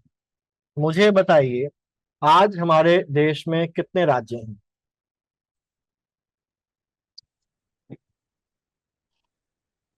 28 sir. और यूनियन टेरिटरीज कितनी हैं? 8। 8। 8 यूनियन टेरिटरीज हैं। तो हमारे देश में जो राज्य हैं, मेजोरिटी जो स्टेट्स हैं, इन मेजोरिटी स्टेट्स का जो गठन हुआ है, ये प्रशासनिक सुविधा के आधार पर हुआ है या भाषा के आधार पर हुआ है? प्रशासनिक सुविधा पे सर। प्रशासनिक सुविधा या भाषा? प्रशासनिक सुविधा है सर। भाषाई आधार सर पर भी सुविधा हुआ के है। आधार पर। हम्म, सर भाषाई आधार पर सभी कमिटियों ने नकार दिया था। हाँ ठीक है, अभी हम यही चीजें डिस्कस करते हैं। इसको हम लोग समझते हैं, ये इंपॉर्टेंट है, इसको ध्यान से समझिए, क्योंकि इससे कई तरीके से क्वेश्चंस बन सकते हैं। ठीक, जैसे हम लोग शुरुआत से ही डिस्कस करते चले आ रहे हैं कि जो भारत है ये कई सारी भाषाओं, उन भाषाओं के अलग अलग बोलियों, हर भाषा की अलग लिपि, व्याकरण, शब्दावली वगैरह वगैरह का घर है। ठीक है, और मैंने कुछ देर पहले बताया था कि ये भाषाई आधार पर राज्यों के पुनर्गठन का जो शिगुफा है, ये कांग्रेस ने ही शुरू किया था, और इसकी जो शुरुआत होती है ये बेसिकली 1917 में होती है। 1917 में कांग्रेस जो है वो ये कहती है कि जब भारत आजाद हो जाएगा, जब भारत आजाद हो जाएगा तो हम भाषा के आधार पर राज्य बनाएंगे। हम भाषा के आधार पर राज्य बनाएंगे, लिंग्विस्टिक प्रोविंसेस का एस्टैब्लिशमेंट करेंगे, लिंग्विस्टिक प्रोविंसेस का क्रिएशन करेंगे आफ्टर इंडिपेंडेंस। ये बात 1917 में कांग्रेस कहती है। और 1920 का जो नागपुर सेशन था कांग्रेस का, 1920 का जो नागपुर सेशन था कांग्रेस का, उसमें इस सिद्धांत पर मोहर लगा दी गई। उसमें इस सिद्धांत को मोहर लगा दी गई, या बोले तो इसका अनुमोदन कर दिया गया, इसका रैटिफिकेशन कर दिया गया। और एक कदम आगे बढ़कर भाषाई आधार पर कांग्रेस की कमिटीज का गठन किया गया। यानी कि कांग्रेस की जो क्षेत्रीय समितियां हैं, कांग्रेस की क्षेत्रीय समितियां हैं, इनका जो गठन है वो कर दिया गया भाषा के आधार। सीधा सीधा जो मैसेज गया वो क्या गया? मैसेज ये गया कि कांग्रेस भाषा के आधार पर राज्यों के गठन का समर्थन करती है, और जब देश आजाद हो जाएगा तो कांग्रेस जरूर ऐसा करेगी कि भाषा के आधार पर राज्यों का गठन होगा। और हम ये जानते हैं कि भाषा कितना बड़ा मुद्दा होती है, भाषा अस्मिता से जुड़ी बात है। ठीक है, हम लोगों ने एग्जाम्पल भी देखा था अभी कि भाषा की वजह से कितनी हिंसा हुई महाराष्ट्र में, गुजरात में, बंगाल में, साउथ इंडिया में। ठीक।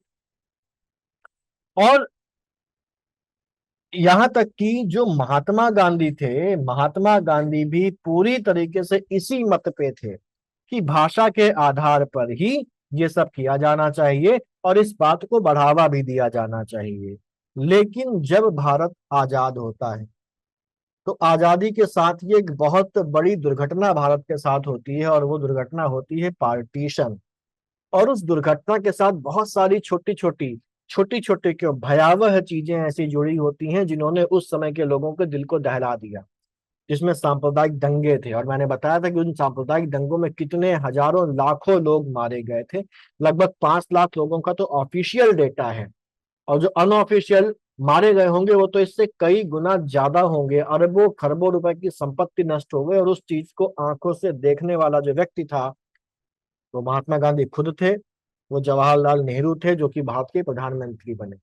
तो जवाहरलाल नेहरू के मन में इस चीज ने कहीं ना कहीं प्रभाव जरूर डाला होगा। ठीक है। और इस वजह से जवाहरलाल नेहरू अब इस मत के बिल्कुल अपोजिट डायरेक्शन में चले जाते हैं कि हमें कोई भी ऐसा कदम नहीं उठाना है जिससे देश में लोगों के बीच में खाई बढ़े, जिससे देश के लोगों के बीच की दूरियां बढ़े, वो चाहे धर्म के आधार पर बढ़े, वो चाहे संप्रदाय के आधार पर बढ़े, या वो चाहे भाषा के आधार पर बढ़े। जवाहरलाल नेहरू का यह कहना था कि अगर हम राज्यों का गठन भाषा के आधार पर करेंगे तो यहाँ पर उस भाषा की वजह से लोगों के बीच की दूरियां बढ़ेंगी, भाषा की वजह से लोगों के बीच में खाई पैदा होगी, जो हम नहीं होने देंगे, और भाषा के आधार पर राज्यों का पुनर्गठन अब नहीं किया जाएगा। ये मत था आजादी के बाद जवाहरलाल नेहरू का। और उस समय कांग्रेस का चेहरा कौन था? जवाहरलाल नेहरू थे, है ना। तो जवाहरलाल नेहरू का ये मत था। और हम भारत को अब इन भाषाओं के आधार पर और डिवाइड नहीं होने देंगे। धर्म के आधार पर तो बंटवारा हो गया, भाषा के आधार पर बंटवारा नहीं होने देंगे। ठीक। अब इस बात से उन लोगों को समस्या उत्पन्न हुई जो 1917 1920 के बाद से ये सपना पाले बैठे थे कि एक जगह ऐसी होगी जहां हमारी भाषा का सम्मान होगा, जहां केवल वही लोग होंगे जिनकी कॉमन लैंग्वेज है। और वो अब इस मत के विरोध पर उतर आते हैं। और शुरुआत सबसे पहले कहां से होती है भाषाई आधार पर नए राज्य के गठन की? गेस करेंगे? आंध्र प्रदेश। ना, सर आंध्र आंध्र प्रदेश से प्रदेश। नहीं होती है, ये शुरुआत होती है महाराष्ट्र से।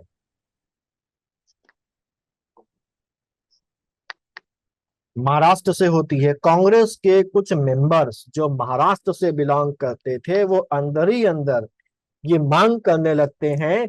अब महाराष्ट्र में बेसिकली क्या था? महाराष्ट्र को अगर हम लोग देखें तो उसमें महाराष्ट्र और गुजरात एक ही में थे।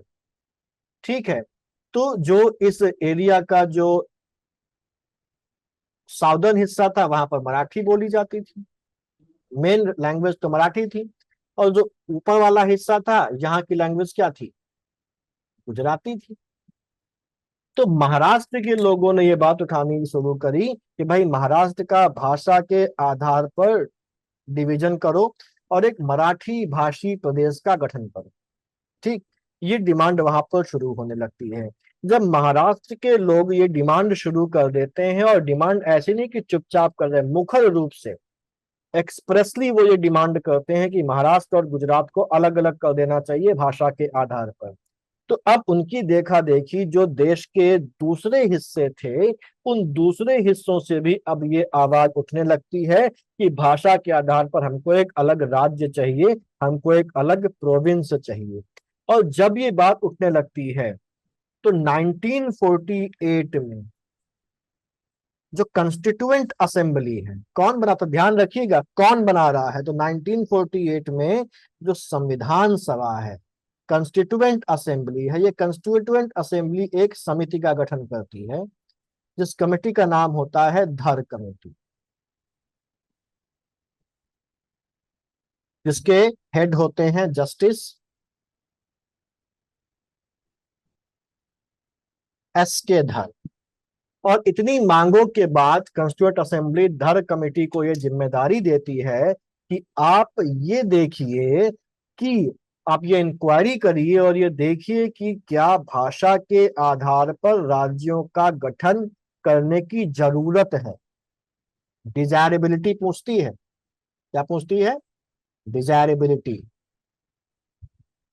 किस चीज की डिजायरेबिलिटी, लिंग्विस्टिक बेसिस पर राज्यों का या प्रोविंसेस का गठन करना, है ना। तो धर कमेटी को क्या काम दिया गया, ये काम दिया गया कि वो ये देखें, वो ये इंक्वायर करें कि क्या भाषाई आधार पर राज्यों के गठन की जरूरत है कि नहीं।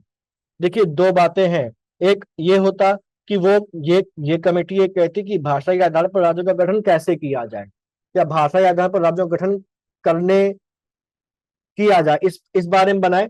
और दूसरा क्या है कि जरूरत है भी कि नहीं है, यानी कि फिजिबिलिटी की बात हो गई यहाँ पर। तो एसके धर कमेटी अपना समय लेती है, 1948 में कमेटी बनाई जाती है एसके धर कमेटी। और इसका नाम बेसिकली था, इसका नाम हम लोग धर कमेटी के नाम से जानते हैं, लेकिन वास्तविक नाम था लिंग्विस्टिक प्रोविंसेस कमेटी।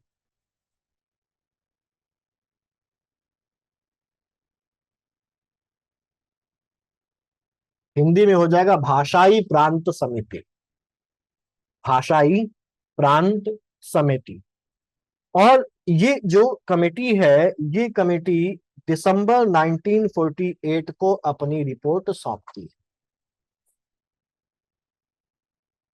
दिसंबर 1948 को अपनी रिपोर्ट कंस्टिट्यूएंट असेंबली के सामने पेश करती है, जिसमें वो साफ साफ कहती है कि आपने हमसे पूछा था कि भाषा के आधार पर राज्यों का पुनर्गठन करने की जरूरत है या नहीं, तो हम ये कहते हैं कि राज्यों का पुनर्गठन भाषाई आधार पर नहीं होना चाहिए, बल्कि जो राज्यों का गठन है वो प्रशासनिक सुविधा के आधार पर होना चाहिए। क्योंकि हम देश को इंटीग्रेट करने की बात कर रहे हैं, और हम देश को इस आधार पर अगर उसके हम टुकड़े करें, प्रांतों में डिवाइड करें, तो इस आधार पर करना चाहिए कि हम उसका प्रशासन अच्छी तरीके से चला सकें, ना कि लोगों की इच्छाओं के आधार पर हम वो काम करें। तो जो धर कमेटी है उसने सीधे सीधे भाषा के आधार पर राज्यों के पुनर्गठन की बात को नकार दिया और कहा कि ऐसा अगर करना है तो केवल एडमिनिस्ट्रेटिव यानी कि प्रशासनिक सुविधा का ध्यान रखिए और उसके आधार पर करिए, वही ज्यादा बेहतर होगा देश के लिए भी, प्रांतों के लिए भी। ये 1948 में धर कमेटी की रिपोर्ट आती है। ठीक, अब जब धर कमेटी की रिपोर्ट आती है और जब ये रिपोर्ट सार्वजनिक होती है, तो वो लोग जो भाषाई आधार पर राज्यों के पुनर्गठन की बात कर रहे थे वो और ज्यादा मुखर हो जाते हैं और ज्यादा विरोध करने लगते हैं कि ऐसी ये बात गलत है और ऐसा नहीं होना चाहिए, हमारी बात मानिए। और हम अपने पब्लिक जो है, आप पब्लिक के लिए देश बना रहे हैं, आप सिविल लिबर्टीज की बात करते हैं और आप नागरिक को सर्वोच्चता देने जा रहे हैं, तो नागरिकों की ही बात आप नहीं सुनेंगे, ऐसा कैसे चलेगा। तो अब दूसरी कमेटी बनाई जाती है, पेज चेंज कर दूं। Yes sir. तो अब दूसरी कमेटी बनाई जाती है। अब यहाँ पर ध्यान रखिएगा कि जो पहली कमेटी थी वो कंस्टिट्यूएंट असेंबली ने बनाई थी, और जो दूसरी कमेटी है ये कांग्रेस बनाती है। कांग्रेस द्वारा दूसरी समिति का गठन किया जाता है, और इस दूसरी कमेटी का नाम है जेवीपी कमेटी। ठीक है, इसका ऑफिशियल नाम है सेकंड लिंग्विस्टिक प्रोविंस कमेटी, यानी कि द्वितीय भाषाई प्रांत समिति, लेकिन इसके सदस्यों के आधार पर इसका नाम हो जाता है जेवीपी कमेटी, क्योंकि आप सब जानते हैं इसके 3 मेंबर्स हैं, जवाहरलाल नेहरू, वल्लभ भाई पटेल, तो यहां से भी, यहां से जे, और पट्टाभी सीतारमैया।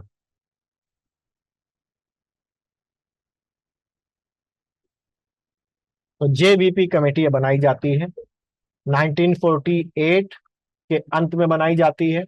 1948 ही है वैसे, लेकिन कहीं कहीं आपको 1949 भी दिखा देता है, तो वहां पर 1949 इसलिए क्योंकि इसने अपनी रिपोर्ट 1949 में दी थी।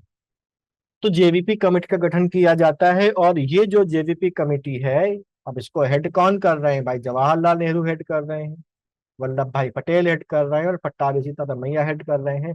कमेटी बनाते समय यह ध्यान रखा गया था कि अलग अलग भाषा भाषी लोग इसमें शामिल हों, तो ये अलग अलग रीजन्स के लोग इसमें हैं, हिंदी, गुजराती और ये साउथ इंडिया के।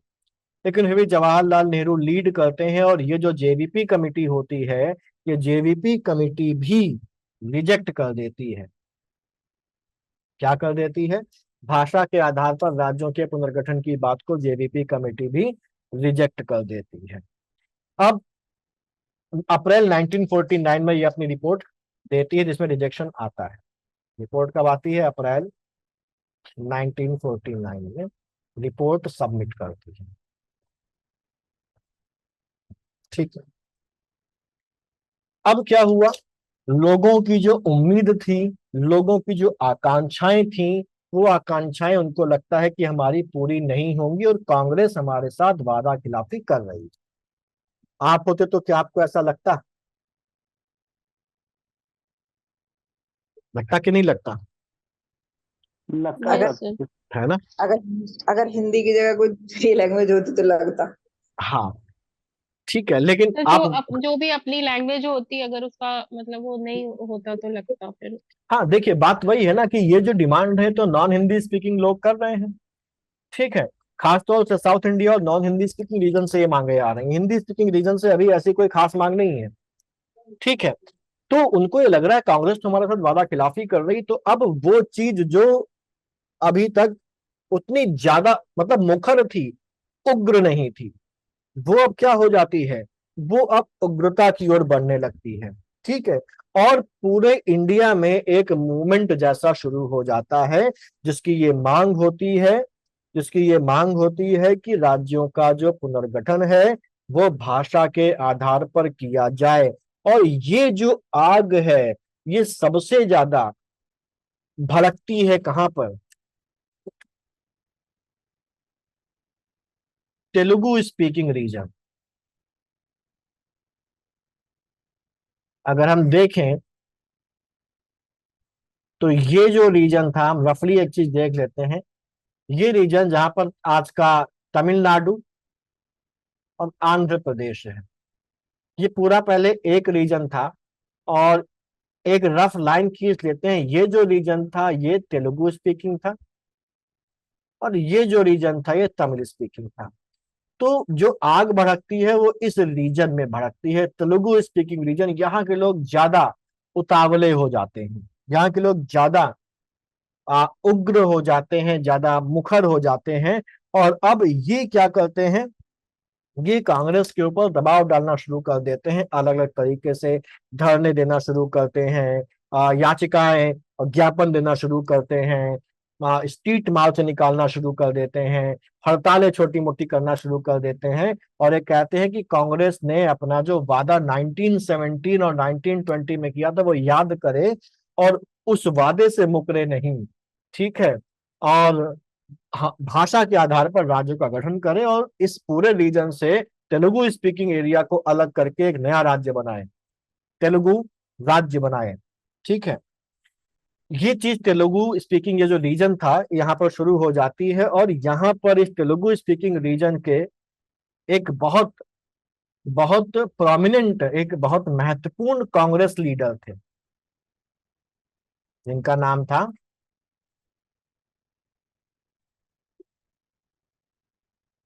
टांगुटूरी प्रकाशम। शॉर्ट में इनको टी प्रकाशम के नाम से जाना जाता है। ये क्या करते हैं, ये कोई छोटी मोटी हस्ती नहीं थे। ये जो हमारा बेसिकली मद्रास, ये पूरी बेसिकली क्या थी, ये मद्रास प्रेसिडेंसी थी, ये मद्रास प्रेसिडेंसी थी।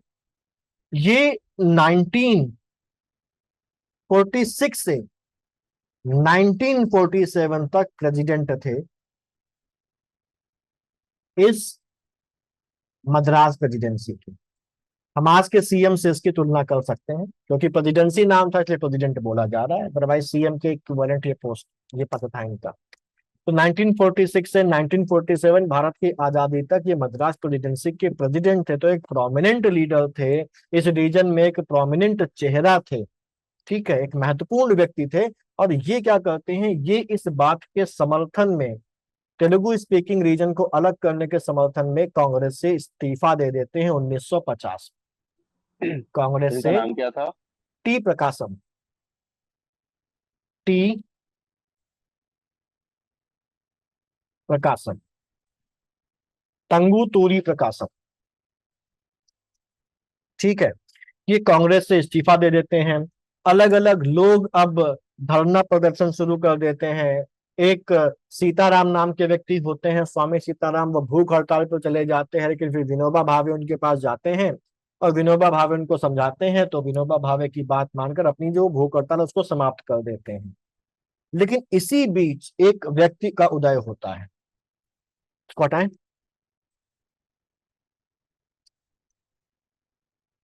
अच्छा, अभी महाराष्ट्र में एक आंदोलन चल रहा है मराठाओं को आरक्षण देने के लिए, है ना? हाँ यस सर, वो sir. On the Yes, basis of legal. कौन है लीडर उसके?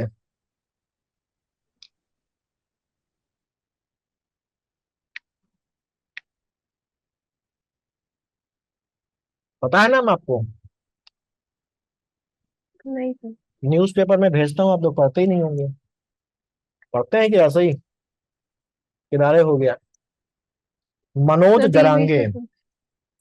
मनोज जरांगे, पूरा नाम मनोज जरांगे पाटिल।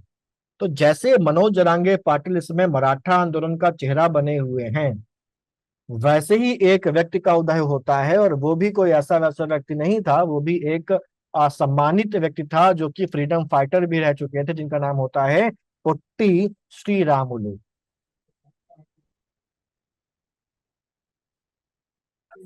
पोट्टी श्रीरामुलु, ये पोट्टी श्रीरामुलु अब आते हैं पिक्चर में सामने, और ये 19 अक्टूबर 1952 पर आमरण भूख हड़ताल पर बैठ जाते हैं। 19 अक्टूबर 1952 को आमरण भूख हड़ताल पर बैठ जाते हैं और कहते हैं जब तक तेलुगु स्पीकिंग रीजन को हटाकर एक तेलुगु भाषी राज्य का गठन नहीं किया जाएगा, हम अपनी भूख हड़ताल समाप्त नहीं करेंगे। सरकार की जो इच्छा, सरकार का जो कैरेक्टर होता है वो कॉमन रहता है, वो भले आज की सरकार हो चाहे वो तब की सरकार हो। अभी हमको पता है कि एक गंगा की सफाई के लिए एक जीडी शर्मा, शायद मेरे ख्याल से नाम था उनका, GD GD Agarwal sir. GD GD Agarwal उनका अग्रवाल। नाम था, हाँ। तो गंगा की सफाई के खिलाफ अनशन करते करते उनकी बेचारे की डेथ हो गई। सरकार के कान में जू नहीं रहेंगी। वैसे ही यहाँ पर भी वो 19 अक्टूबर 1952 को भूख हड़ताल करनी शुरू करते हैं, आमरण अनशन करना शुरू करते हैं, और कहते हैं कि पुनर्गठन किया जाए, कांग्रेस इसको तेलुगु स्पीकिंग एरिया को अलग करके नए राज्य का गठन कर दिया जाए, अदरवाइज हम भूखे बैठे रहेंगे। सरकार के कान में जू नहीं रेंगती है, और वो बेचारे 56 दिन तक भूखे प्यासे बैठे रहते हैं, और 56 दिन तक भूखे प्यासे रहने के बाद अल्टीमेटली उनकी हो जाती है डेथ। और ये भारत के इतिहास में दूसरे व्यक्ति थे जिनकी भूख हड़ताल से मौत हुई। पहले व्यक्ति का नाम बता सकते हैं आप लोग? जतिन जतिन जतिन दास। जतिन जतिन दास। भगत सिंह ने जब भूख हड़ताल की थी तो उन्होंने उनके साथ भूख हड़ताल की थी और 65वें दिन उनकी मौत हुई थी। तो ये दूसरे व्यक्ति थे जिनकी भूख हड़ताल से मौत होती है। और ये जो इवेंट है उनकी मौत होने का, ये उस बारूद में आग लगा देता है जो बारूद धीरे धीरे धीरे धीरे सुलग रही थी। और इनकी मौत के बाद हिंसक आंदोलन शुरू हो जाते हैं आंध्र प्रदेश, सॉरी जिसको हम आंध्र प्रदेश आज बोल रहे हैं, उसको अलग करने के लिए। दंगे फसाद शुरू हो जाते हैं, हड़तालें शुरू हो जाती हैं। जो तेलुगु स्पीकिंग रीजन में जो नॉन तेलुगु स्पीकिंग लोग थे, तमिल बोलने वाले लोग थे, उनको मारा काटा जाने लगता है। मतलब बिल्कुल अराजकता की स्थिति फैल जाती है, भयानक दंगे फैल जाते हैं और अल्टीमेटली अब सरकार को अपनी कान खड़े करने पड़ते हैं और सरकार को स्टेप लेनी पड़ती है। और सरकार आनन फानन में दिसंबर 1952 को जवाहरलाल नेहरू अनाउंस कर देते हैं कि भाई ये कम बंद कर दो, ये दंगा फसाद खून खराबा।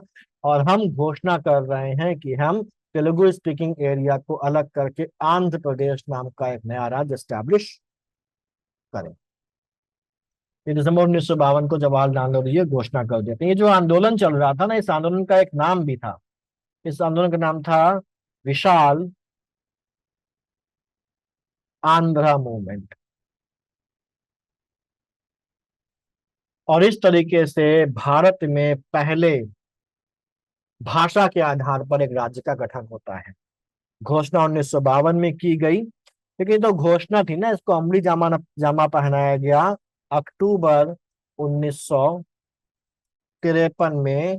और ऑफिशियली तेलुगु स्पीकिंग रीजन को काटकर आंध्र प्रदेश का गठन कर दिया जाता है और आंध्र प्रदेश भारत की पहली भाषाई राज्य बन जाता है।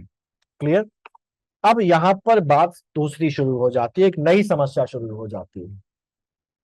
समस्या ये शुरू हो जाती है कि अब लोगों को एक रास्ता मिल गया। वो सभी दूसरे इलाके जहां पर भाषा के आधार पर राज्यों के गठन की बात हो रही थी, उनको एक मिल गया मौका कि भाई आपने जैसे आंध्र प्रदेश में किया तो हमारे यहाँ क्यों नहीं कर रहे हो, हमारे यहाँ भी करो। महाराष्ट्र वाले कहते हैं हमको भी गुजरात से अलग करो। और ऐसे ही अलग अलग जगहों पर लोगों को मौका मिल गया अपनी मांग को तेज करने का। और वहां पर भी अब ये चीजें शुरू हो जाती हैं और सरकार अब मजबूरी में गठन करती है फजल अली कमीशन का।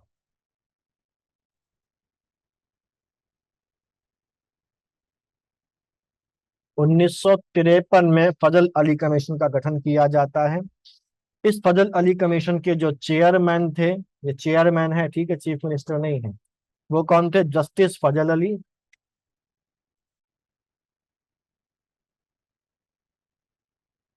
और इसके जो दूसरे मेंबर्स थे, वो दूसरे मेंबर थे के एम पनिक्कर।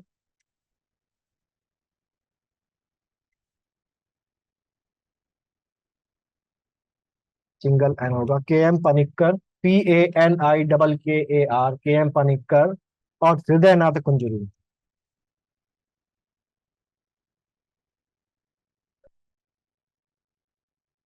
अब मुझे बताइए कि इतना सब होने के बाद क्या इस कमीशन की ये हिम्मत पड़ेगी कि ये अभी भी लिंग्विस्टिक बेसिस पर राज्यों के पुनर्गठन की बात को रिजेक्ट करे? नहीं सर। नहीं पड़ेगी, नहीं पड़ेगी। और यही होता ही है, ये अब रिकमेंड कर देता है।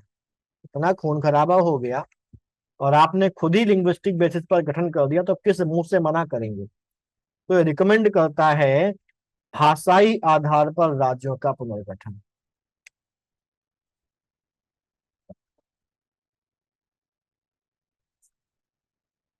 भाषाई आधार पर राज्यों के पुनर्गठन की बात ये करता है, लेकिन साथ में एक बात ये भी कहता है कि भाषाई आधार पर राज्यों का जब पुनर्गठन करो तो वन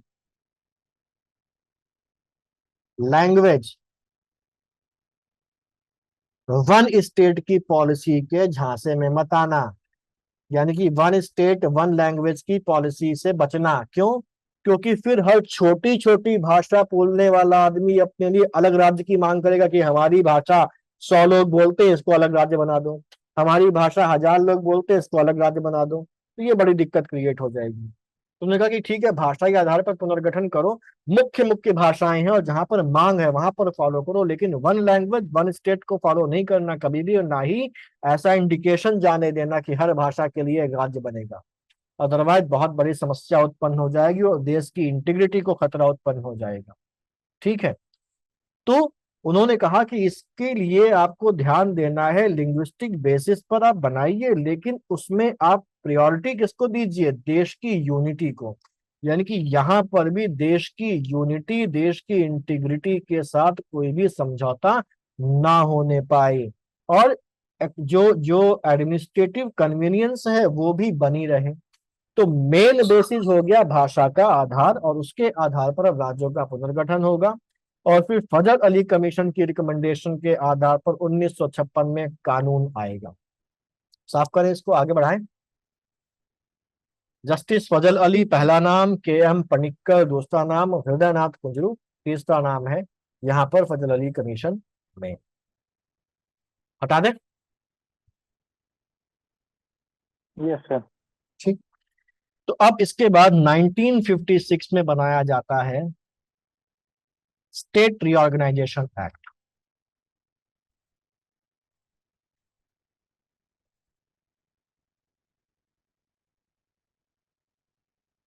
और ये स्टेट रीऑर्गेनाइजेशन एक्ट ना पास हो जाता है नवंबर 1956 में पार्लियामेंट में। और ये स्टेट रीऑर्गेनाइजेशन एक्ट के द्वारा 14 स्टेट और 6 यूनियन टेरिटरी का गठन किया जाता है। ये कौन कौन सी हैं? पॉलिटी वाली क्लास में मैंने आपको बताया है, तो वहां इसके डिटेल में जाके हम लोग टाइम वेस्ट नहीं करेंगे। यूनियन एंड टेरिटरीज वाली जो क्लास है उसमें इसकी पूरी डिटेल आपको मिल जाएगी।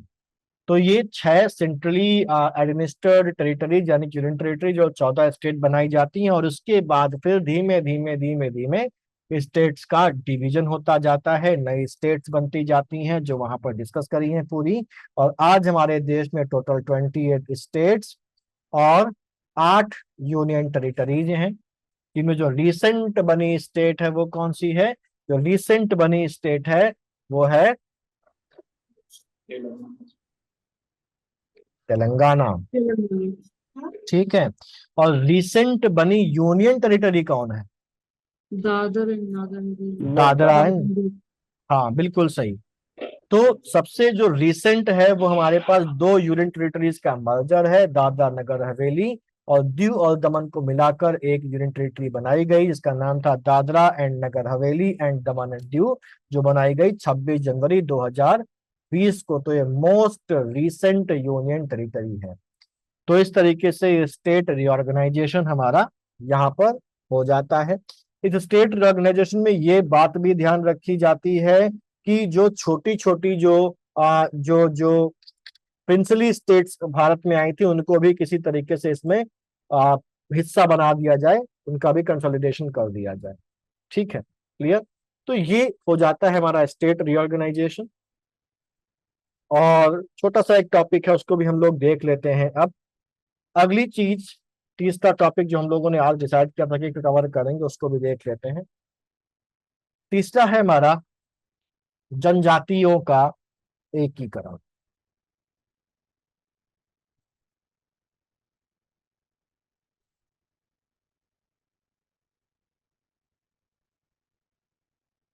हम जानते हैं कि जब भारत गुलाम था तो अंग्रेजों को कड़ा विरोध झेलना पड़ा था जनजातियों से, है ना? क्योंकि जब अंग्रेज बहुत ज्यादा इंटीरियर या अनटच्ड एरिया जहां पर ट्राइब्स रह रही हैं वहां पर जब पहुंचते थे तो वो जनजातियां उनका विरोध करती थी, चाहे वो हमारा नॉर्थ ईस्ट की जनजातियां हों जिन्होंने उनको मार मार के भगाया शुरुआत में, लेकिन बाद में घुटने टेकने पड़े उनको, चाहे वो हमारे पास बिरसा मुंडा वाली मुंडा ट्राइब हो, संथाल ट्राइब हो, इन सभी का विरोध झेलना पड़ा अंग्रेजों को। ठीक, तो ये जनजातियां बेसिकली ऐसा समूह था मानवों का, ऐसा एक समाज था मानवों का जो बाकी मानवीय समाज से अलग था, जिनकी अपनी परंपराएं थी, जिनका अपना रहन सहन था, अपनी एक भाषा थी, अपनी एक संस्कृति थी, और जो बाहरी जनजीवन से बिल्कुल अलग थलग तरीके से जीवन यापन कर रही थी, वो ये जनजातियां थी। और इन जनजातियों को अंग्रेज तक अपने में इंटीग्रेट नहीं कर पाए। अंग्रेजों ने पहले तो इनको इनके एरिया में एंटर करने की कोशिश करी संसाधनों के लिए, और बाद में जब इनका विरोध सहना किया तो इनका दमन किया। और इनके दमन के बाद फिर जब इनके इलाके में घुस गए तो इनका भला करने की वजह से इन्हीं का एक्सप्लॉइटेशन करना शुरू कर दिया। ठीक है। और कई सारी ऐसी नीतियां वो लेके आए अंग्रेज, जिससे इन जनजातियों का अपनी जो संस्कृति है, अपना जो जनजीवन है, अपना जो रहन सहन है, वो खतरे में आ गई। ठीक है। इनके बीच में जो सूदखोर हैं वो घुस गए, इनकी जमीनों पर कब्जा किया जाने लगा। बहुत सी जनजातियां ऐसी थीं जो खेती किसानी के काम में इन्वॉल्व थीं, और वो खेती किसानी के लिए झूम जो कृषि होती है, झूम सिस्टम ऑफ जो कल्टीवेशन होता है, उसको अपनाती थीं। झूम सिस्टम ऑफ कल्टीवेशन क्या है? फिर वो आग लगा दी जाती है एक जगह, किसमें किसमें आग लगा देते थे? जंगल होते जंगल हैं। में हाँ, जंगलों में आग लगा देते थे, और जंगल के जलने के बाद जो जगह बच जाती थी उस जगह पर खेती करते थे। अगले सीजन में फिर जंगल में आग लगा देते थे और खेती करते थे। तो अंग्रेजों ने सबसे पहले तो ये प्रथा खत्म करी कि भाई तुम जंगल को आग लगा रहे हो, तो जंगल को आग नहीं लगाओगे, जंगल हमारे हैं। तो इस इन सारी चीजों से इन जनजातियों के अंदर असंतोष था, और ये जनजातियां अलग थलग थी, तो इनके लिए कोई भी मतलब नहीं था कि सरकार अंग्रेजों की है या सरकार अंग्रेजों के बाद अब भारतीय लोगों के हाथ में आ गई, क्योंकि ये तो समाज से बिल्कुल कटे हुए लोग थे। तो इन समाज से बिल्कुल कटे हुए लोगों का जिनका एक कटु अनुभव था अंग्रेजों के साथ, उनको भारत के एक आम समाज में इंटीग्रेट करना, उनका एकीकरण करना एक बहुत बड़ी चुनौती थी। चुनौती इसलिए भी थी क्योंकि इनका इंटीग्रेशन भी हो जाए, और इनकी जो संस्कृति है, इनकी जो भाषा है, इनका जो जनजीवन है, इनके जो अधिकार है, उनको नुकसान भी ना पहुंचे। ये काम करके उनको इंटीग्रेट करना एक बड़ी चुनौती के रूप में उस समय की सरकार, उस समय के शासन के सामने आया था। ठीक है।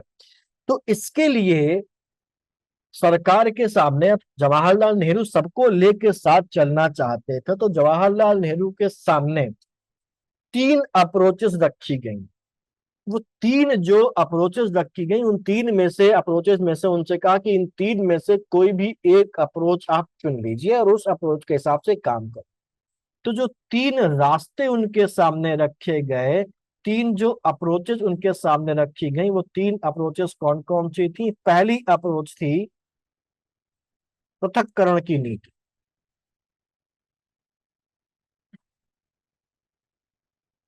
यानी कि policy of isolation. Policy of isolation में क्या था कि ये जनजातीय जो लोग हैं, ये जो जनजातियां हैं, ये जो ट्राइब्स हैं, इनके मामले में बिल्कुल हस्तक्षेप ना किया जाए। ये जैसे अलग थलग समाज से रह रहे हैं, इनको वैसे ही अलग थलग रहने दिया जाए।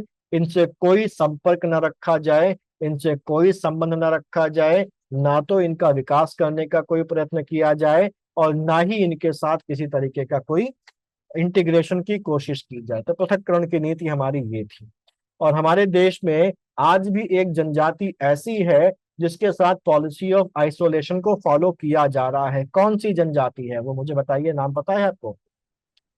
सर सैंपन है, अंडमान निकोबार की, और जारवा, ये हाँ, दोनों जान जाते हैं। बिल्कुल बिल्कुल, खास तौर से हम बोलो सेंटिनली। जारवा से तो फिर भी थोड़ा बहुत संपर्क हो जाता है ना। जारवा तो अंडमान निकोबार में है, उससे तो फिर भी संपर्क हो जाता है। उनको दवाइयाँ, उनके लिए स्कूल्स वगैरह भी खोले गए हैं जारवा जनजाति के लिए। लेकिन जो सेंटिनलीज हैं उनको तो बिल्कुल ही आइसोलेट करके रखा गया है। उसके कारण भी है क्योंकि वो बहुत ज्यादा उग्र है और बहुत ज्यादा हिंसक है, आने ही नहीं देती, और वो उसी तरीके से जीवन यापन कर रही जिस तरीके से आदम जनजाति जीवन यापन करती थी। ठीक। तो ये पॉलिसी ऑफ इन आइसोलेशन पहला उनके सामने रखा गया। ये पॉलिसी ऑफ आइसोलेशन क्या है, ये आपको समझ में आ गया? दो लाइनें लिख लेंगे इसके बारे में। जी। ठीक। Yes sir. दूसरा है पॉलिसी ऑफ एसिमिलेशन, यानी कि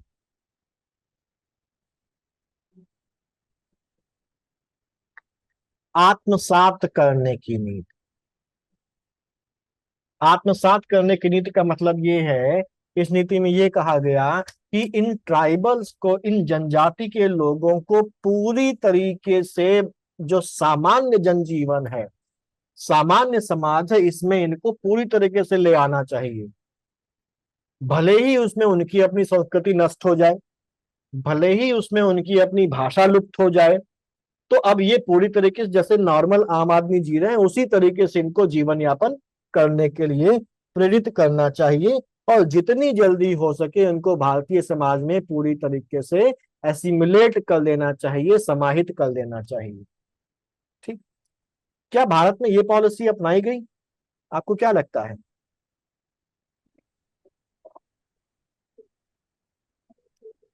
सर पार्शियली अप्लाई किया गया हो। नहीं, इसको अप्लाई नहीं किया गया, इसको क्योंकि अगर इसको अप्लाई कर लिया जाता तो जनजातीय समाज तो खत्म हो चुका होता, और आज कोई जनजाति ना होती और सब आम नागरिक हम लोगों की तरह होते, और किसी भी जनजाति की कोई भाषा ना बचती, कोई संस्कृति ना बचती। तीसरी पॉलिसी जो उनके सामने रखी गई वो रखी गई पॉलिसी ऑफ इंटीग्रेशन।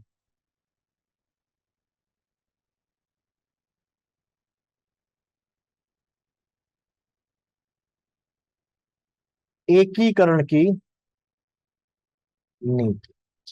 ये जो एकीकरण की नीति थी, इस नीति में ये कहा गया कि इन जनजातियों को भारतीय समाज में इस तरीके से शामिल किया जाए, ऐसे कदम उठाते हुए शामिल किया जाए कि इनकी अपनी भाषा, इनकी अपनी संस्कृति, इनकी अपनी जो अलग पहचान है वो पहचान भी बरकरार रहे, और साथ ही साथ भारतीय समाज को साथ जो विकास हो रहा है उस विकास का लाभ भी इनको मिलता रहे। यही नीति अपनाई गई है ना? क्या लग रहा है आपको? जी सर। ठीक है, तो ये नीति जब रखी गई तो जवाहरलाल नेहरू ने इस नीति को फेवर किया और ये कहा कि भाई ठीक है, बिल्कुल सही है, यही नीति हमारे लिए सूटेबल रहेगी, और हम ट्राइबल एरियाज को, जो जनजातीय क्षेत्र है, उनके लिए ऐसी नीतियां बनाएंगे कि वो विकास करें, उनका प्रोग्रेस हो, हिसाब से विकास करें।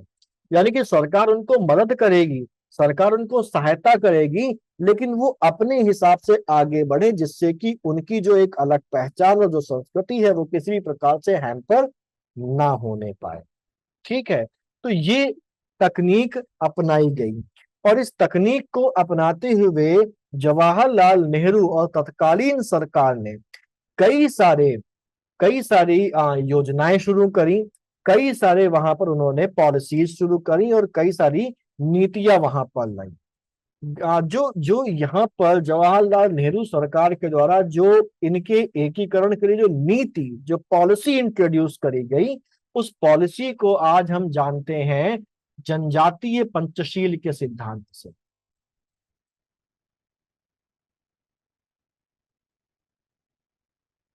जनजातीय पंचशील का सिद्धांत, यानी कि ट्राइबल पंचशील। इसमें 5 सिद्धांत उन्होंने दिए कि जो भी पॉलिसीज बनाई जाएंगी उन पॉलिसीज में इन 5 बातों का ध्यान रखा जाएगा। ये 5 बातें कौन कौन सी हैं? 5 बातों में जो पहली बात है वो ये है कि जनजातियों को उनके अपने अनुसार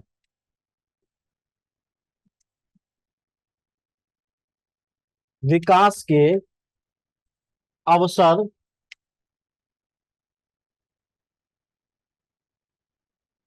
प्रदान किए जाएंगे, यानी कि tribal should develop along the lines of their own, और there should be no imposition or compulsion from outside, यानी कि कोई भी कंपल्शन उनके ऊपर नहीं डाली जाएगी। कोई भी कंपल्शन उनके ऊपर नहीं डाली जाएगी। उनको हम अवसर तो देंगे, उनको प्रोत्साहित भी करेंगे, लेकिन अंतिम निर्णय किसका होगा? उन्हीं का होगा कि वो उस चीज को लेना चाहते हैं या नहीं, उस अवसर का फायदा उठाना चाहते हैं या नहीं उठाना चाहते हैं। दूसरी,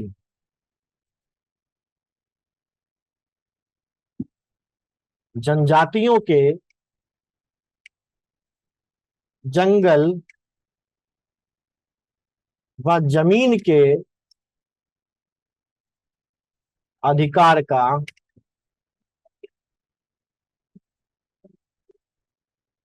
सम्मान किया जाएगा। ठीक। तीसरा,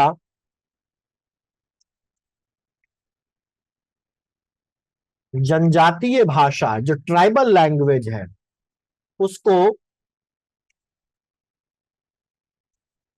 एनकरेज यानी कि प्रोत्साहित किया जाएगा और उसको सपोर्ट किया जाएगा। जनजातीय भाषा को प्रोत्साहित किया जाएगा, सपोर्ट किया जाएगा। तो ये होगा 1 2 3। चौथा जो उन्होंने दिया वो ये किया कि जनजातियों के प्रशासन या एडमिनिस्ट्रेशन के लिए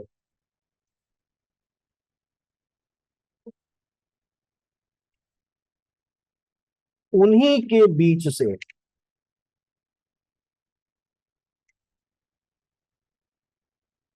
लोगों को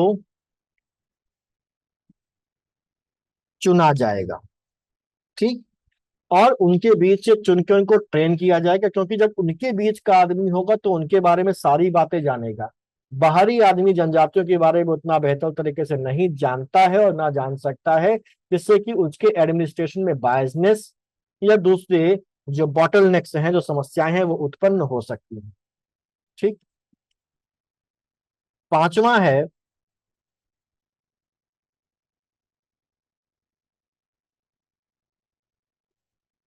जनजातियों के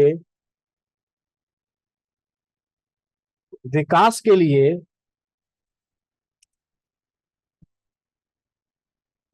सामाजिक व सांस्कृतिक संस्थानों की स्थापना की जानी चाहिए। ये ट्राइबल पंचशील जवाहरलाल नेहरू ने दी है या उनकी सरकार ने दी कि जनजातियों के संबंध में पॉलिसी बनाते समय ये 5 बेसिक पॉलिसीज, ये 5 बेसिक प्रिंसिपल्स को फॉलो किया जाना चाहिए।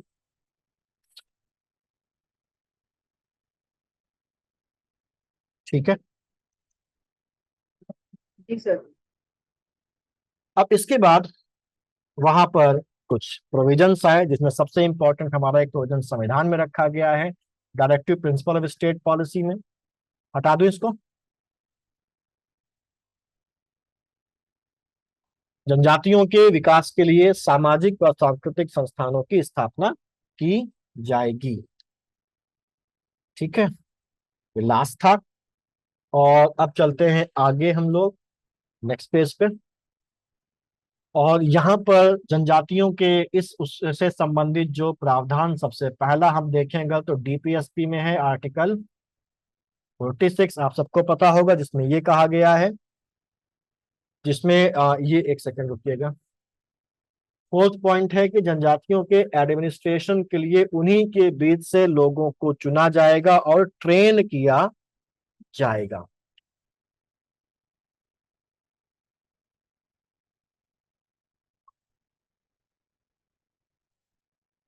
ठीक है।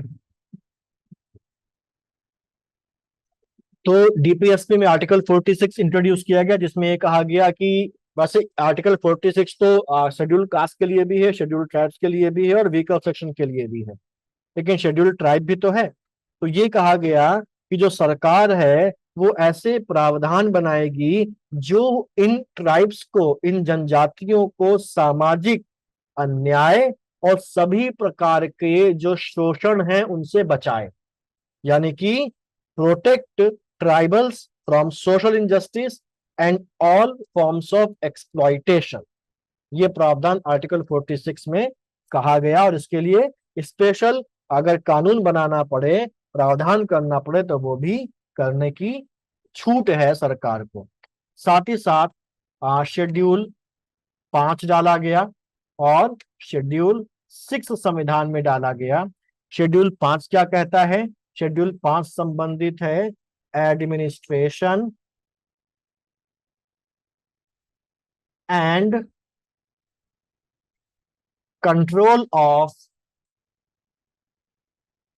Scheduled areas and tribes. और शेड्यूल 6 हमारे पास क्या है? Provision for administration